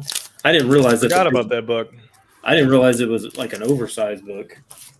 I got I hadn't seen this one before. Some G.I. Joe Noir variant. I've been looking for that G.I. Joe America's Elite book you've been posting about. I can't find it, dude. This one was pretty cool. This is a Hitler cover. It's Weird War, but it's also a Mark Jewelers. What number is that? What number is that? 58. All right, thank you. It is on and popping. You're going on the list. Yeah, but it's a Mark Jewelers, so I thought that was really cool. I found a Gargoyles 1 newsstand. This is really rare. I know most people don't really care much about art germ or whatever, but this is an older art germ that is never up for sale. It's Captain Stone #1. You could see how much his art style has changed since then too. Oh, yeah. I found 4 random static issues. is issue 40 in there? Or No, these are like 20, 26 or 20, 26, 28, 29, and 31. But they're still all good issues. This is a cool Michael Turner incentive variant. It's good stuff right there, man. Massafera, Emerald Warriors, Guy Gardner cover. It's like a 1 in 25. Those are hard to find. I found these at half price books for $1. Superman 700, 1 in 25 variant, and Superman 701, 1 in 25 variant. She-Hulk number 4, second print. That was, I guess, pretty hard to find. I don't know. Spider-Girls number 3, the Ryan Gonzalez variant. Oh, that's a nice one. Yeah, I guess Ryan Gonzalez is kind of hot right now. I bought that book, and I was so ashamed that I bought it. I never showed it. I never showed it in the hall. I accidentally just kicked out Paul. Paul, if you're listening, jump back in, brother. This was at half price books too. It's Crossfire number 12, Dave Stevens. Favorite Dave Stevens guy. Yeah, dude. Still searching for that one. Underappreciated arts, man. I forgot about this, but when I found it, I was like, oh yeah, I remember this book. Jessica Jones, the Netflix custom edition or whatever. Oh, that's a great cover, man. Is that David Mack? Yeah, I forgot about that book. This one. It's a Jeff DeCall, from one of those double take spring number 2. Oh yeah, some of those are really tough to get, right? Yeah, I've never seen that one. And then long short, man. I think he showed that one on his pickups. This was from the Dave Wilkins show. This is I found this El Zombo Phantasma, the first Dave Wilkins cover. I am looking for one of those too. Yeah. And then just a couple more. Scarlet Witch number 7. This is the June Brigman variant. It's pretty cool. Sorry, my camera's a little weak. Is that number 1? No, it's number 7. Number 7. Okay. Number 7. This one I didn't know that Sana Takeda did a Fathom cover, but it is gorgeous. Oh shit. Fathom number 6. It's the B cover. Fathom 6. Fathom 6. And then last but not least, this one was really cool. It's Bender cover, newsstand. Nice. I didn't even know they had a newsstand in number 23, but one of the greatest all-time created characters. Yeah, so Bender newsstand. I was like, oh, I've got to have that. These are all is it all right if I say it, Brian? Well, basically, yeah, we're going to be starting a Whatnot account here soon, a Tales from the Flipside Whatnot account. So everybody out there that is rocking with Whatnot, we've got some very big plans soon. We sat down with some people over there and trying to get some stuff, had to get some things figured out, but we're going to give it a try. Especially we're going to be doing a lot of fun stuff over there. So a lot of cool content and some selling from some of the best minds in the comic book speculation business. So if you guys enjoy what we do and enjoy some of the books we show, we're collectors and flippers just like you. So one of the cool things is that everybody under the Flipside banner will have the ability to sell over there, and we're going to try and do a lot of cool content over there. Try and get some really important people in our speculation and flipping community over there to have some fun with us. So Stein's gonna be one of those people that is going to be rocking that as soon as it starts. We're hoping to get it started here within the next couple of days. Yeah, so keep an eye out. Yeah, pretty much all those books. Plus, I got a whole short box here of all stuff I've bought up here in Chicago. Is all going to go, and they're all going to start at $1. And whatever they go for, they go for. I don't really care. So. Anybody who follows Flipside and like my IG and stuff like that, you'll get bonuses and stuff like that make sure you're following Flipside, not only just on Whatnot but on YouTube and then my IG, and then you'll get bonuses. One of the most important things about you Flipside going over to Whatnot, you guys, is because you guys have to remember Flipside. It's very heavy in comics, but Flipside is all about flipping these collectibles we love, whether they're toys, cards, non-sports trading cards, video games, action figures, music memorabilia, and comics galore. I mean, we all have a ton of cool stuff, and you're going to be learning new stuff that you never knew could have been worth money. And we're going to be having fun while we're doing it too. Yep. All right, Carter, you got anything, brother? Yeah. I got something. Okay. Has there ever been a week that you did not buy something, Carter? Very rare. Not lately. Not in years. It's been pretty bad. Okay. We're starting off with this bitch right here. I've been asking around everywhere for this. So we've got Baddie Man, The Killing Joke, 6th print newsstand. And I've asked so many people about this book, and I can't, you know what I'm saying? I just don't know. I don't know anything about it. Tough. Yeah, I don't know about the rarity. I don't know about, print run, just is it that difficult to find? So we got this for $10. I love this thing, and I would love to know more about it. Carter, is that a red or an orange? It's like it's in between, actually. It's almost like a hot pink. That's what it looks like more than anything. You know what I'm saying? So we got that. Now this is the book that. Also when I was at the show, we got a Christian Bale. We got a newsie. Beautiful. So Hulk #9 newsstand. It's like a VF copy, but newsstand. What the hell is this? Okay, now this is what Nico was talking about a couple of weeks ago. So we got a Marvel Spotlight #5. Picked this up for $1,500 a couple of weeks ago. Now I've got a 6.0 of this, and this here looks better than the 6.0. I'm jealous. That does look really pretty. Yeah, it's tough to say. The ticks on this are pretty light. They're tough to see, but they are there. But this looks way better than the 6.0 that I have. All right, and also, we got another newsie. Vengeance 6. Ooh. Found this for $6. Jesus, that was on the top 10 the other night, right, Stein? Yep. It's a $70 direct for that, right? Yeah. So I found this for $6. I was That's like, a monster. Yeah, I'm like, that's got to be hard to find. Yeah, I have to imagine there's like maybe 100 of these or something like that kicking around. I think. Also, here's some Golden Agers. Gorgeous. Red dress going on. Yeah. Skulls. It's titties and skulls. You can't go wrong with that. And here's the best thing that I found. Oh.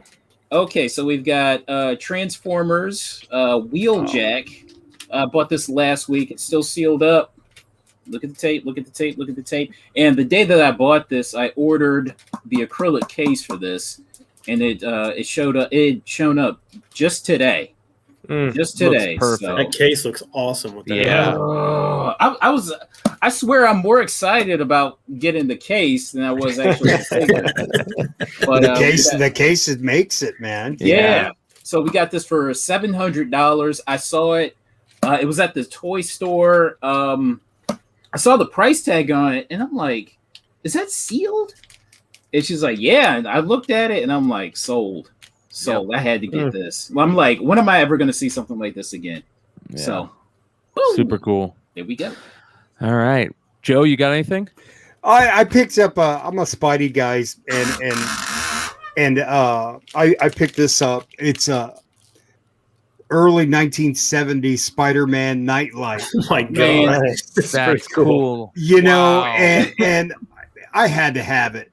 You know what I mean? And it still works, Brian.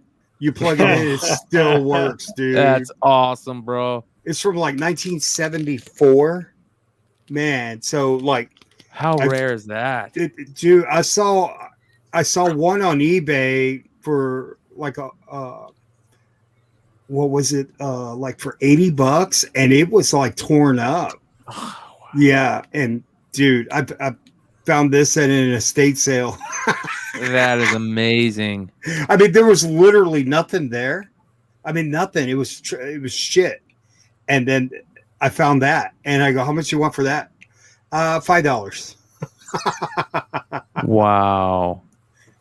So wow. I just, man, it's just cool. And then I found this old Pop before they became like Funko became what they were.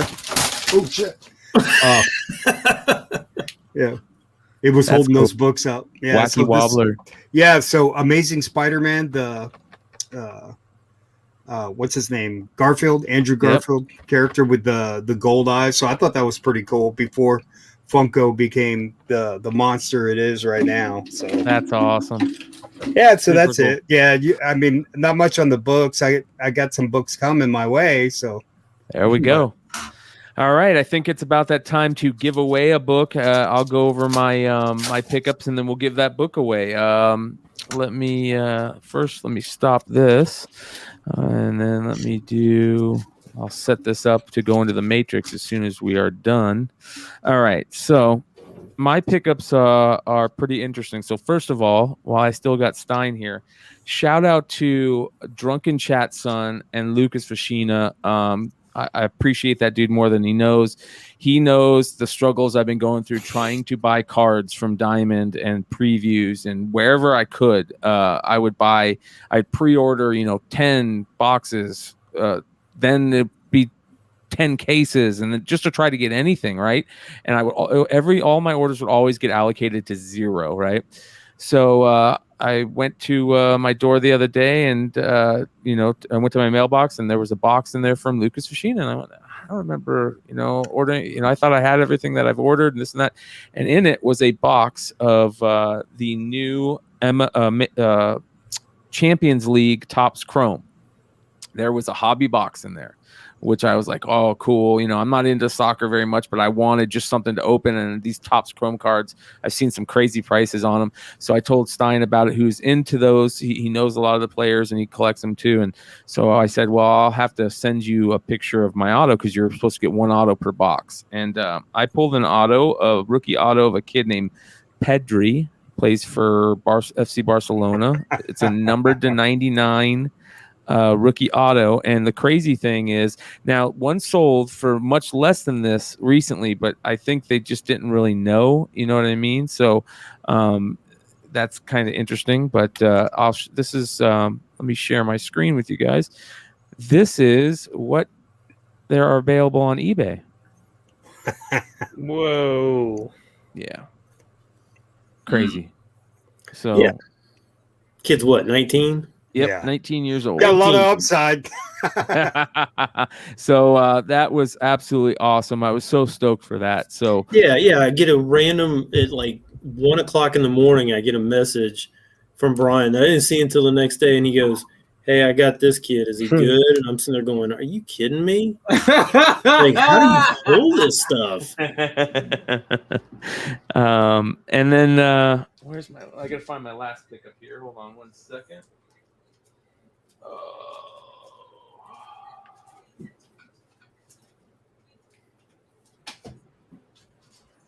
I got too much stuff, guys. All right. So this is I got this book. I didn't get in on the original, but somebody sent me a link, and I'm a Usagi Yojimbo fan, just because I'm a old school comic fan, and I remember having that figure in Teenage Mutant Ninja Turtles, one of my favorite figures in Teenage Mutant Ninja Turtles back in the day. And I love rarity of like old 80s independent books, and that was just like one of the grails. That Cerebrus #1, Teenage Mutant Ninja Turtles #1, like those were the books back then. Cry for Dawn #1. So when they announced that new character, the new female characters, I didn't get in on it, even though I should have through Drunken Chats and whenever they do their pull box shows. I saw it there, but I did get in on the Virgin variant that they put out. I picked up one, so I figure cheap buying. I think it was like $30. Cheap enough to where I figure if the character ever takes off, this might be more than the original, and it's worth sitting in your long-term spec box. I think this is one of them. So all right, here are the books we are going to give away tonight. All right, this one we're going to give away a set, or we're going to give away a set of the John Gallagher Wanted Comics Nice House on the Lake #2. Whole set. Beautiful, absolutely beautiful cover. Creepy as hell. It's got the people in the at the bottom of the lake type stuff, and the chicks swim in, and can't really see very well, but it's really creepy. Underwater type stuff. John Gallagher. So really dope book. We're gonna give that away, and the way that we give that away is we are gonna do the comment. So what's a good question for them to answer, you guys, to make for the comment giveaway? First comic book they ever bought. No, I don't want that one. Let's see here. Let's make it something like interesting. Let's go. What is their favorite first appearance that people don't really talk about much? That's what I want to know. I want to know your favorite first appearance that people don't normally talk about. So in order to win that set, you need to make that comment after the live show. Don't worry, we've got another book to give away for everybody live that's hanging out with us. That's still coming here in a sec. But in order to win the Nice House on the Lake 2, I need you to make a comment after we're done telling us your favorite first appearance in comics that people don't talk about.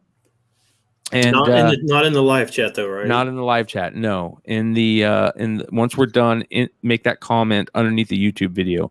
All right, so here's the book we're going to give away to all our live viewers and our friends that hang out with us every Monday night. Woof!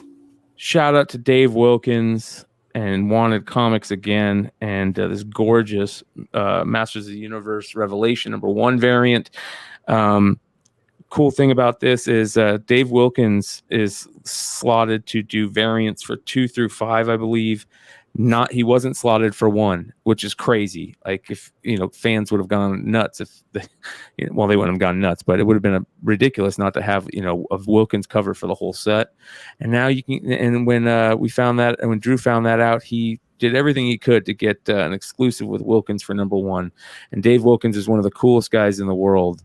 And we have got some even cooler stuff to give away involving this cover here in the future. Cool enough that we have an autographed version. Ooh. Nice. I like the silver. Silver. So we're going to give away the autographed version in the future. So make sure that you guys subscribe to Tales from the Flipside. It could be on any show, anytime. And, hit that bell if you're subscribed already. Make sure to hit that bell so you get notified whenever we could drop content. But this is the book we're going to give away right now. This absolutely gorgeous He-Man Masters of the Universe exclusive from Wanted Comics. That's Wanted Comics with an X. Make sure you guys go to wantedcomics.com or follow them on IG at Wanted Comics. One of the coolest retailers in the game. We have a ton of respect for. We work with retailers that we respect and that are friends. We can kind of say, hey, these people have never showed us, anything foul, and they're stand-up people, and Drew is one of those people. So really cool stuff. All right, let's give this away.